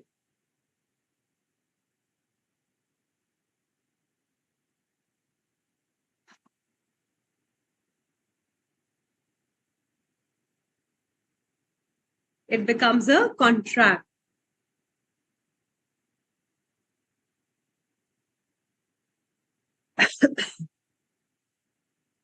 Tameshwari, you have any doubt? You can ask later also. Your doubt is not clear. What point you have not understood? Allotment, so it becomes contract. It becomes an agreement. Very good. All those who have written. Tameshwari is writing from is good. Tejaswin, Dilip, Nanda, Pallavi, Sanya, Nikitna, Arun Kumar, Bhavna, all of you. Very good. So when the offer is accepted, it becomes a contract. It is assumed all the essential elements of a valid contract are present. So now two very important things I want to tell you over here is, one is that the application that we are receiving from public, we should get the written consent. The shares application form, written consent should have come. You cannot orally apply for the application of the shares of the company. And the allotment shall be communicated, means you have to tell them. Say, for example, company has decided that, okay, fine, Mr. A and B have applied to the shares and I am going to allot them these shares. They have to send them the allotment letters. Okay. So written consent should come from the public. Application forms shall be filled up. Written consent has to be received. That is the offer that we are receiving. And acceptance has to be given by giving the allotment letters. You have to allot the securities. Allotment acceptance must be communicated. Acceptance that you're giving shall not be outside the law. You always have to follow your memorandum and articles of association. Now, these are basic things that you have learned in previous chapters also. You should never go outside your memorandum and articles. So your allotment should not be beyond the percentage. If the allotment is mentioned over here that 80% allotment is going to happen, then you have to follow whatever is written in your articles of association. Okay. So now what happens is that you cannot go outside, but then any allotment, any securities that you have decided, you will either allot the securities. Say, for example, Mr. A, a shareholder, says, I want to apply for 600 shares in your company. Now, company can either say yes or no. Company has the right to accept the offer. Company can reject the offer. All right. So, company has the right to accept the offer by giving the allotment, or the company can reject the offer. Company has the right to do so, but the offer has to come on the basis of prospectus. We cannot give any acceptance. We only can receive the offer from the outsiders. And once they become shareholder, when they take shares in a company, their name have to be entered in the register of members. Then they become members of the company. If your name is not entered, then you're simply a shareholder. The difference between shareholder and member is to become a member in a company, your name has to be entered in the register of members. That we have done in the previous first chapter also definition. So now what happens, certain number of times, say for example, there was a very important case. Now you remember doctrine of indoor management. Sometimes the company says that my board of directors, yes, board of directors are very important to take the decision for this allotment of securities. It has to be authorized by the articles, and board of directors will decide about whom the securities have been allotted. Because company is an artificial judicial person. It is running through a human agency behind it. So who is the human agency? Who is the face behind it? That is the board of directors. So if there is written in certain case of company that the board of directors have to take the approval of shareholders by passing a resolution, then say for example, there was a company, XYZ company, and their directors were supposed, it was written in the articles that authorization has to be taken by passing a resolution in the general meeting. Resolution in general meeting has to be passed, and you have to take the approval of shareholders. Approval has to be taken. But board of directors did not take this approval, and they allot the shares to the outsiders. Now later on, they held that this allotment is void. Company cannot do that because you cannot go outside the memorandum and articles. But what does doctrine of indoor management tells you? Doctrine of indoor management, I'm trying to form a relation between your chapters of indoor management and what you're studying in allotment of securities. Okay. So what does indoor management tells you? That the pictures inside the company is closed. There is a door between company and outsiders. Whatever you're doing inside the company, that is company's headache. We are not bothered by that. So court said that this allotment is valid. You cannot make the outsiders suffer just because your internal resolutions were not passed. So whatever is happening inside the articles, as far as it is validly covered under the MOA, the company had the authorization. Company is doing a valid business. Anything outside the MOA is ultra-vires. If you're doing something beyond AOA, that means articles authorization, something was to be done, that is your internal headache. Once the allotment has been made, it will be valid. So that is all about your allotment should be communicated. Application of shares, you have received the offer, allotment has to be communicated. That is the brief summary just to introduce the topic. What is allotment of securities by the companies? Section 13. Now comes your basic things that you have to understand. Yahan pe many a times you will be forming relation with your accounts that you have been studying so far. Share application chapters in class 12th, you have started studying about shares and debentures. You used to do entries, application money received, allotment of shares happened, pro rata basis. You remember? You might be knowing more than me because you're account student also. You have been studying share application allotment very well. Here we are just doing the theoretical part of it. What is this minimum subscription? How much minimum application has to be received? All those things. So keep your basics of accounts in your mind when I'll be talking about these kind of things. Okay. So number one point you can mark over here is, children, about the minimum subscription. The first point is about the minimum subscription, and you can completely refer to the notes. I have made charts also in the further slides. You can easily refer. So company can allot the shares only when the minimum amount has been subscribed. So if the articles have written 80% should have been subscribed, then that has been subscribed, allot the shares. If article says 50% should have been subscribed, then 50%. Otherwise, if articles and no limit is given, 90% of the amount should have been subscribed by the public. So what is your issued capital? That is that you have issued, and out of the issued capital, 90%. The company is coming up with 1 crore of the shares, 90% of that has been subscribed, allotment will take place. And how will you receive the sum on this application? The money has been received through check or demand. So you cannot receive the money in cash, either by check or demand. Now this second is about minimum application. How much application money should have been received? So first is your minimum subscription. There are two conditions for allotment of securities. Minimum subscription should not be less than the prescribed amount, that is 90%, and the application money received by check or any other instrument other than cash.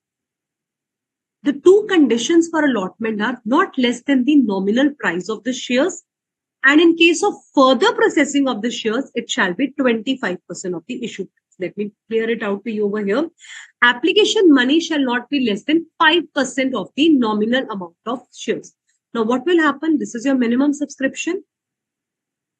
Then comes your minimum application. How much amount I am going to receive on the application? You all know, children, if you're taking up the shares in the company will first call the money on application money, allotment money, first call, second call. Remember, याद आ गया accounts, first call, second call.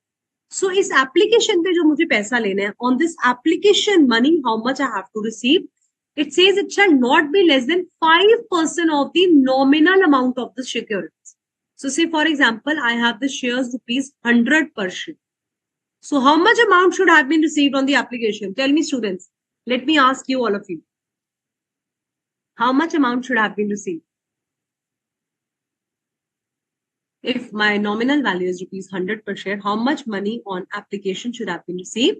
Excellent. Very good. So rupees 5 I should have received on the application. Then only the securities, allotment of securities can take place. So minimum subscription, 90% of the capital should have been subscribed and rupees 5 shall be received on the application money.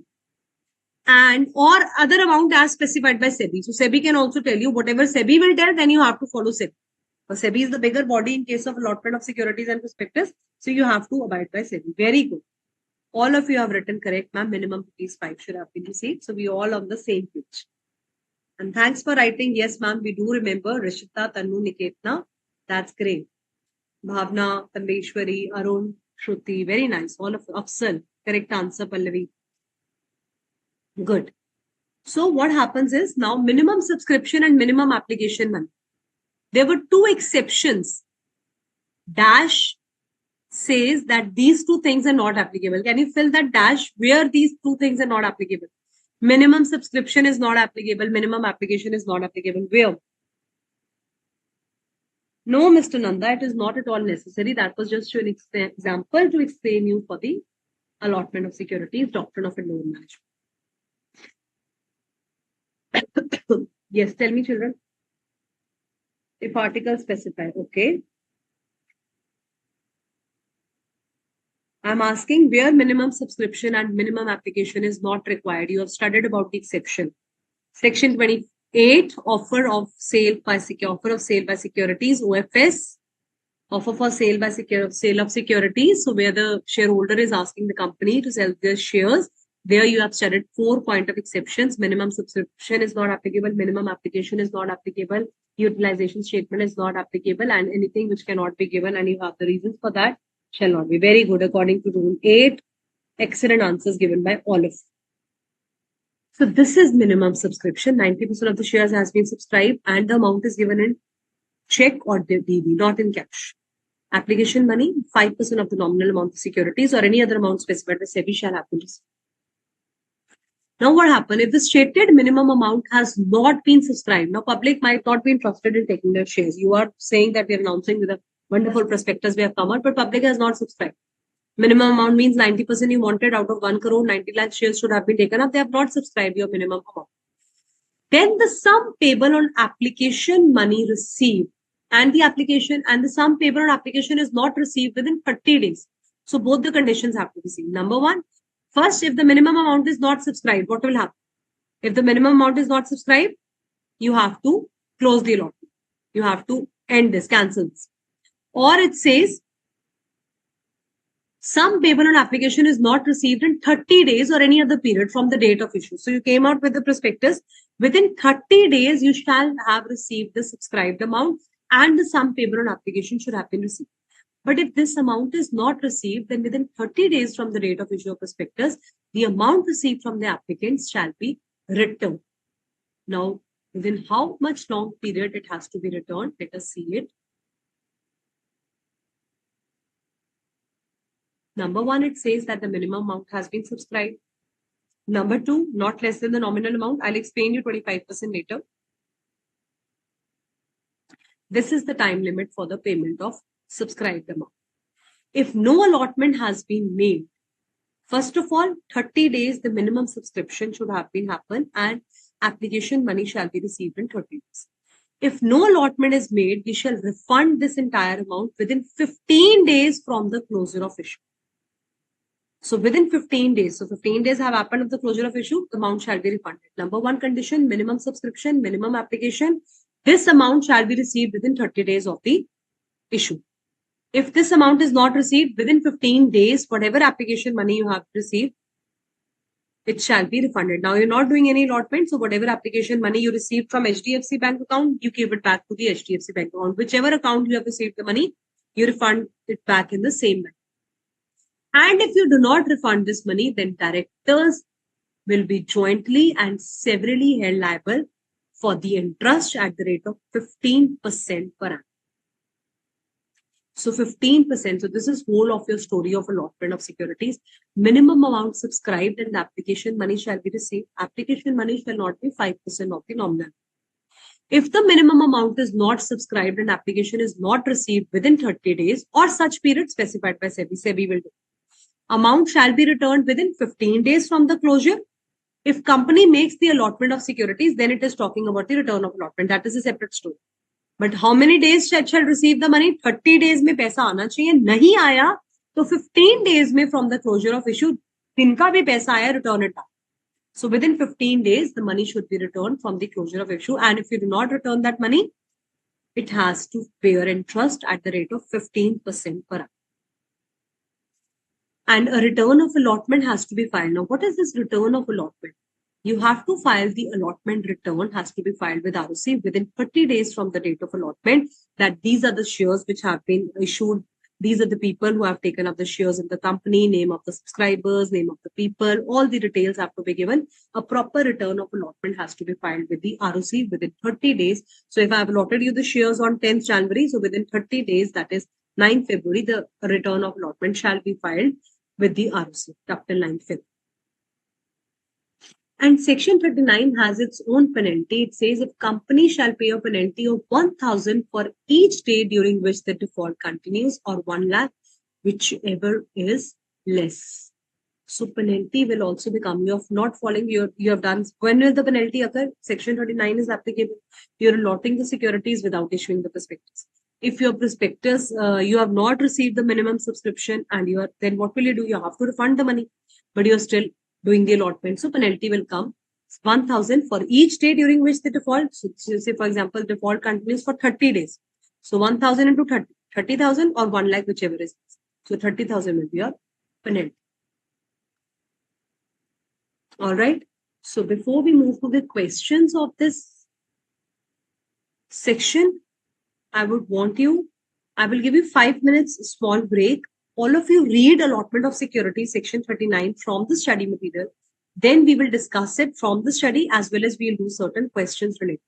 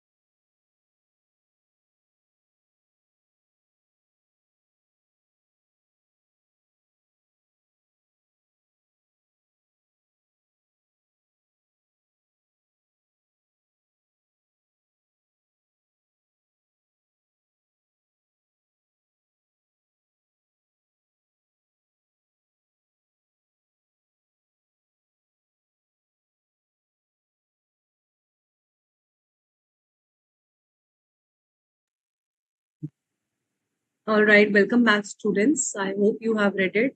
Yes, Kiran has a query before I opened it. Okay, just give me 1 minute, Kiran. Let me just take you to these pages of the study material also, and then we will take up the queries at once we have done this topic. Okay. All right, children. So minimum subscription and minimum application, I'm sure it must be clear now. Allotment means offering the shares made on application. So I have already told you what is allotment. So allotment is basically the acceptance. We have discussed about that. Minimum subscription is must. So what is the minimum subscription? Give me the answer in the chat box. In the query. How much subscription should have been received? No shares can be allotted unless the minimum subscription has been received. It shall be 90% of the entire issue. It is given over here. As per SEBI regulations, 90% of the entire issue. So whatever SEBI will tell you, as per now, it is 90%. And if it changes or something else has been written, then it has to be complied with. Can we receive the minimum subscription amount in cash? Yes or no? Shruti and Bhavna have not spoken anything about 25% criteria. Why are you getting confused? Pay attention to what I'm telling you as of now. Yes or no? 90% was the correct answer. Excellent. So no is the correct answer.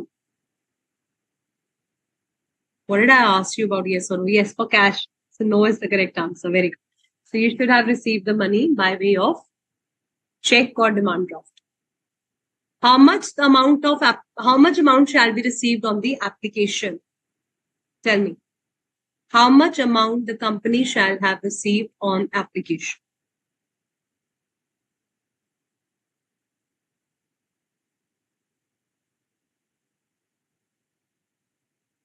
%5 of the nominal value or amount specified by SEBI. If MCQ comes, you have to remember both the things, children. 5% of the nominal amount or the amount specified by SEBI. Okay, whatever SEBI has specified, that also has to be taken into consideration. Give full respect to SEBI when you are learning prospectus and allotment of securities. Now comes your dearest 25% of the issue price. So it says when the company is listing for the first time, it is coming up for the shares, then the application money shall not be less than 5% of the nominal value. But for any further prospectus of shares, it is coming for the fellow public offer. FPO is happening. Further public offer is happening. Then the minimum sum payable on application shall be at least 25% of the issue price. In case of offer for sale, full issue price for specified securities shall be payable at the time of application. So it further says that it is important to note as per SEBI regulations that minimum sum payable shall be 25% of the issue price. So SEBI has clarified the amount of 25%. This is for FPO, you can remember. All right. If the company listed it offers for the shares nominal value, then the application money should be at least 2.5. And if the nominal value is 100, then it shall be at least 25. So this is the following the criteria of 25%. So what SEBI has clarified, SEBI has written 25% of the issue. Let me take you in my notes also, it will become more clear over there. So it says, what is the basic thing that is written in the Companies Act? It talks about this amount. It shall not be less than the nominal price and of shares, that is 5% of the value of the shares that we are taking. But the amount specified by SEBI, if you will ask, then it is 25% of the issue. So whatever amount SEBI specifies, as of now, it is written 25% of the issue price, but it should not be less than 5% of the price of the nominal value application money that is written in the Companies Act. See, you can read it over here. Issue of capital, the disclosure is not part. When they have written over here, point number 28.9, they have clearly told you that this is not part of your intermediate syllabus. It is necessary to build the understanding of it. So just remember what is written over here. Don't go into too much nitty-gritties and details. Yes, when you'll be taking the shares actually in the market, then you have to think about whether it is 5%, 25%. As of now, study material is the Bible. It is written. Learn it as it is. You have understood 5% minimum application money should have been received. As per SEBI, as per SEBI disclosure, if they're asking, minimum payable on application for specified security shall be 25% of the issue. Clearly, they have written it down. Children, issue of capital disclosure and SEBI is not part of syllabus. in intermediate. Don't go into much detail. Just for understanding, we have given this. Now, what is important for you? This is important for you. If you have not received the minimum amount within 30 days from the date of issue, those who are going to ask me, ma'am, 30 days of what? 30 days of ROC filing, 30 days of what I felt like, or 30 days of what? 30 days from the date of issue of the statements.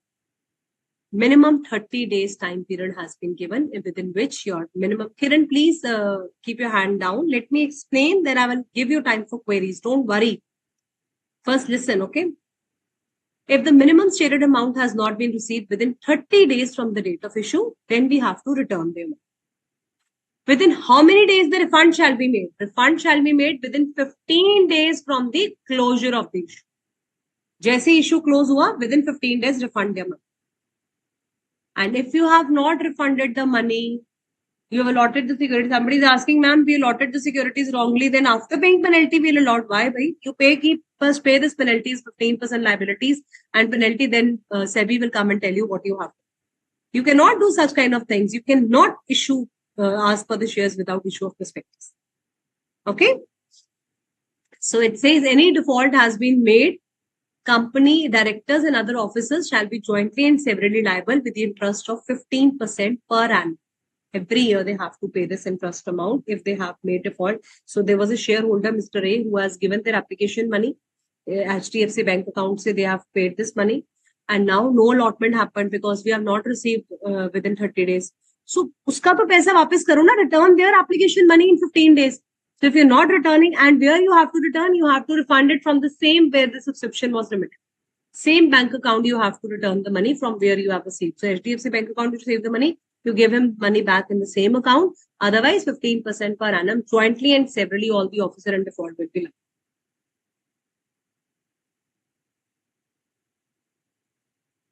So all these provisions, it says in case allotment is not done, return of application money is governed by section 40 subsection 3 also. Please, very important. In the next class, I'm going to take up section 40 because it is very, very lengthy. Irregular allotment, underwriting commission. You'll get confused. So today I wanted you to finish in everything of this chapter till section 29 should be crystal clear. So that on 21st, when we meet, we are just doing those 3 sections which are left, 41, 40, 41 and 40. So if the company is having a share capital, makes any allotment, then you have to file a return of allotment. Within how much time the return of allotment has to be filed? Quickly tell me. Within how much time? Yes, Shruti Kumari, good. We follow SEBI here, right? Yes, Sanya, you will have to follow SEBI in that very case as well. No cash check.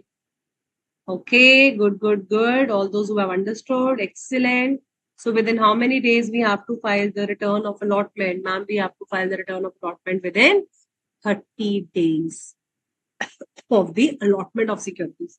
ये जरूर याद कर लेना, 30 days of the date of issue, 15 days from the date of closure, 30 days of the allotment of securities. ये proper you have to write it down. Now 30 days, 15 days नहीं. You should also write an exam from which date you come. Okay. In which form number you have to file the return of allotment? The Jaswin has already written. In which form number you have to file the return of allotment?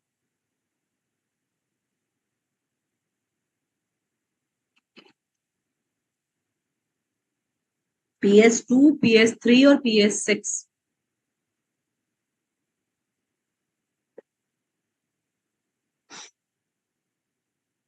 So PS3 is the correct answer. Very good. So what all details has to be given? List of allottees, who has taken up the shares, their names, address, number of securities allotted. All these things shall be written in the PS3. Additional attachments, all the copy of contract, the sale relating to property or asset, whatever things have been taken other than the cash, they shall also be mentioned over this in case of allotment of securities. Where the shares have been issued according to section 62. It says, now it is talking about your section 62, which you will be studying in further chapters, that is share capital and debentures. It says, where the shares have been issued according to section 62 by a company other than listed company, whose convertible preference shares and listed equity shares are listed, then the valuation report of the registered valuer is also written. So when you study section 62, remember to give reference to this also, where the shares are issued to company other than listed company, valuation report will also go along with that. And what is the penalty? 1,000 for each day the default continues up till 1 lakh, whichever is less. So if the default for the allotment of securities continues for 80 days, what shall be the penalty? If the default continues for 80 days under section 39, what shall be the penalty?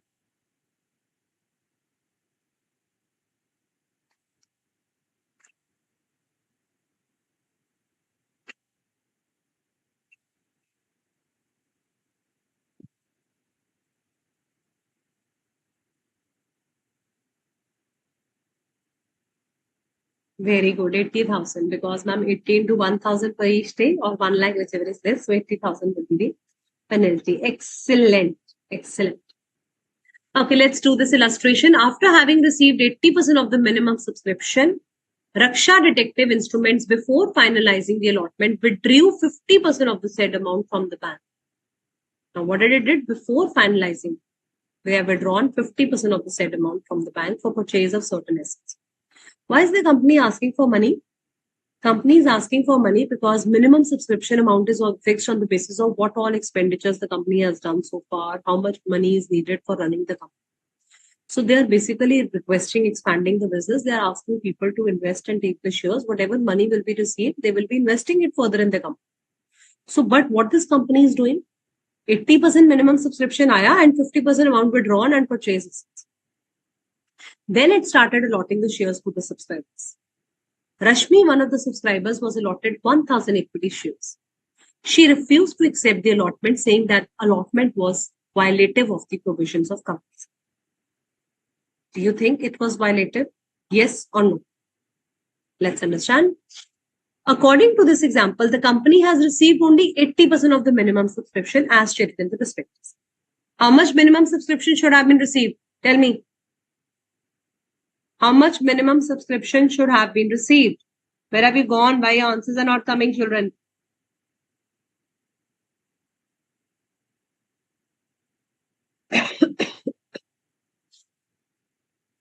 %90. Good. Since minimum amount has not been received, allotment is in contravention, which prohibits the company from making until it has received the minimum subscription. Therefore, company shall refund the application money. Company to use kar rahi 50% of the set. So 80% of the minimum subscription that you have received, you have to refund that application money. So Rashmi is within her rights to refuse the allotment, which has been illegally made by them. So only when 90% of the minimum subscription is received, then only company can allot the securities. I have stopped receiving your answers. Children, what happened?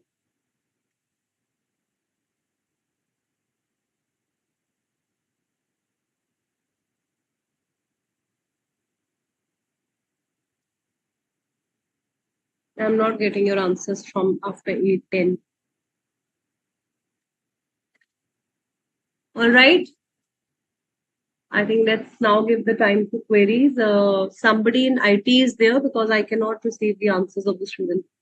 Yes, now they have started coming. Okay. Refund the money. Bhavna is saying refund the money in 30 days. Bhavna, are you correct? Yes, Bhavna, are you there? You have only written refund the money in 30 days or how many days? Ma'am, within 30 days. No, within you're 15 wrong. days. 15 days.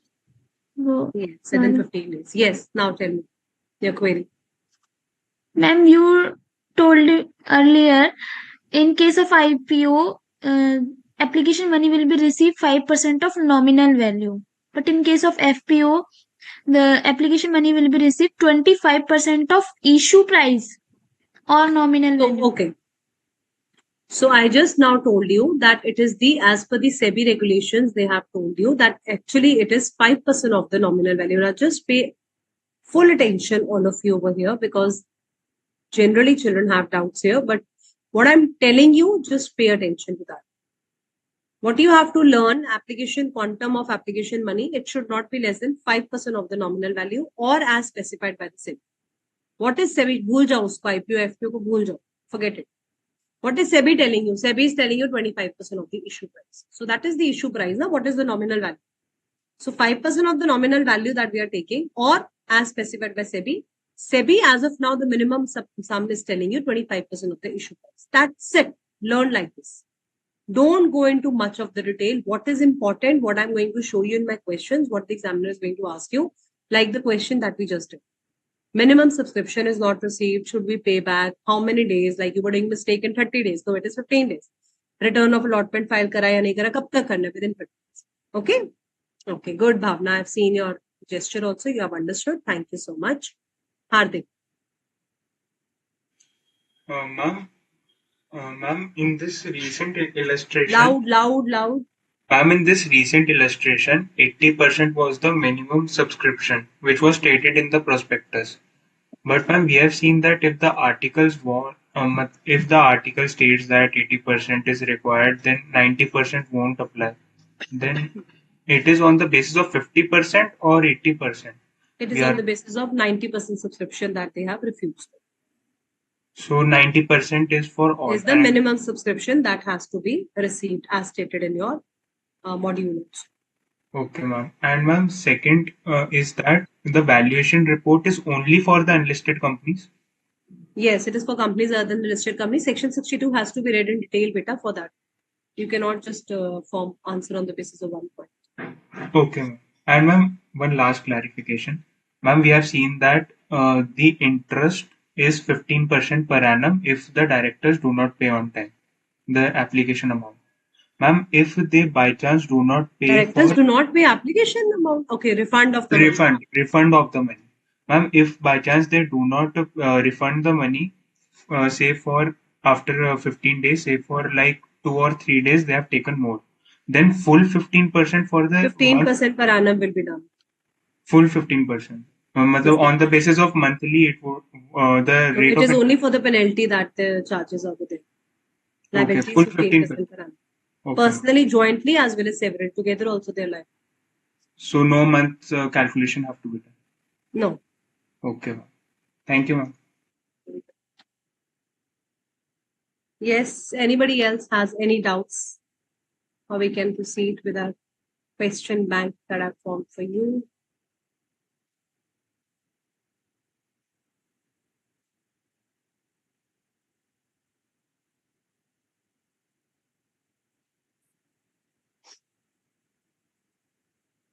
So state in what way the Companies Act regulate and restrict the company going for public issues for the minimum subscription and application money payable on shares being issued. So examiner can ask you certain kind of questions where they have directly asked you about what regulations you have to follow for minimum subscription and minimum application. Here you can write down about the relevant provisions of section 29, subsection 1 and 2. No allotment shall be made unless the amount stated as the minimum amount has been subscribed. So that minimum amount prospectus should have to be stated as 9%. And the sum payable has been paid. Application money, see, wherever you will read, it is written 5% of the nominal money or such amount as specified in SIP. Minimum amount is not received within 30 days, refunded in the next 50 days, return of allotment to be filed, and penalty needs to be.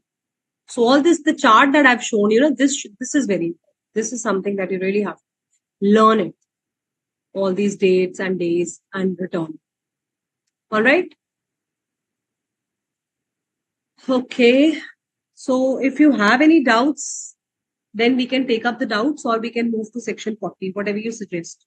Let me see in the admin query also, because many a time you write down the doubts in the query panels. Okay, Suvendu, I have talked to the admin over here. I have told them that why the notes are being not showing in the portal. We'll just get it checked over here. Okay, Suvendu, specified the minimum subscription, that the minimum amount considered 90% of the amount. So Bhavna, whatever the SEBI has specified, that has to be followed. That is absolutely correct. Dilip, 15% per annum fine will be charged. Whatever default they have made, interest have to be paid on that. Yes, it is for the directors, Shruti Kumari. Yes, Mr. Nanda, they're the same that they're talking about. 5% of the nominal price is the price of the share that they're talking about. Thank you so much. Rule 8, 3 and 4 expect. Tejaswin is having a doubt in Rule 8.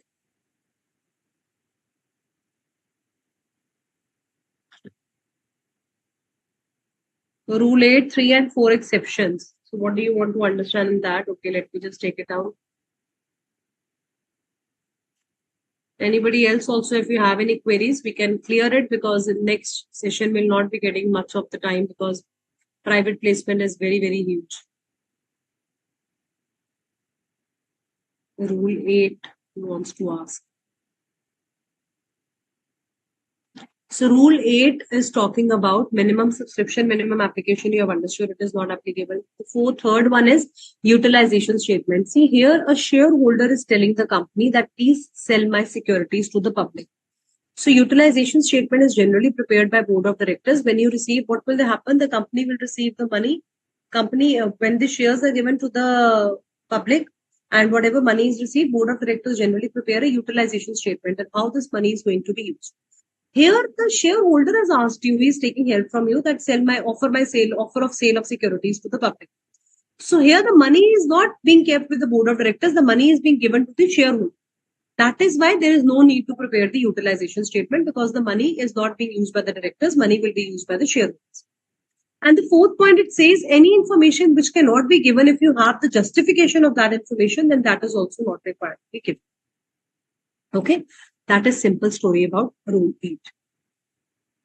All right, so there are no more queries which I could found, so that's great. So that's also a very good thing. So we can just have a briefing of section 40, so that in the next class it will be easier for us to move forward. And we have also done a number of questions related to misstatement also and types of prospectus also. So I think now the things are very much clear to all of you. So section 40 tells you about the securities to be dealt within stock exchange. It simply tells you whenever you're going to bring a public offer, whenever you're planning to list your securities, you always have to make an application to one or more recognized stock exchange. See, I am a company ABC Limited. I am planning to come up with a public offer. So I will go to two types of exchange. What are the two exchanges that we have in India? Come on, tell me. Yes, Tanu. Tejaswin, now point number 3 and 4 are clear. I just explained you. Nanda is saying, please explain section 62. Why should I explain you section 62? You do it in the chapter of share capital and debentures. It was just a reference over here. Valuation report has to be taken. When you do chapter share capital and debentures, there you will do. No, there's no role of MOA over here. That's correct. NSE and BSE, Tejaswin is the first one to give the correct answer. Very good. So NSE and BSE are the two stock exchanges that we have, National Stock Exchange and Bombay Stock Exchange. So if you're planning to list your securities on any of the stock exchange, then you must take permission from these exchange for listing of your securities. And the name of the stock exchange which you're going to deal shall also be given in your prospectus. Now, it also tells you this specific section 40 that permission has to be taken and the name of the stock exchange also has to be mentioned in the prospectus. And whatever application money you will be receiving, you will keep it in a separate bank account, in a scheduled bank, and it shall be used only for two purposes. What two purposes? Number one, for adjustment of allotment of securities, and number two, for repayment within the time specified by SEBI. Now, children, section 40 is very, very huge. It simply tries to tell you these two things, that you have to use the money as per the allotment of securities, but how the pro rata is going to happen, whether we have received total securities or not. So that is huge detail, which we'll be doing in the next class. As of now, you can simply remember section 40. Whenever you are coming up with securities, you're planning to list them on the stock exchange, you have to take permission from your stock exchange and you have to tell about this thing in your prospectus, that which stock exchange permission you have taken. All right. So we still have 2-3 minutes more left. If anyone has any doubts, I hope everything till section 39 is absolutely clear to all of you, I'm sure. And I hope you enjoyed the session. Mrs. Kavita, you can write down all your doubts over here. That's why we keep telling you. Chat box is not working. It is disabled. Whatever doubts you have, you can write on this query pad where you have just written now. Malappa, Vankatubesu, good answers. Preeti Kumari, Rishita, all of you have given good answers. Veenu Krishnan, Afsal. That's great. All right. Thank you so much, Shruti, Pallavi, Rishita. Thank you, children.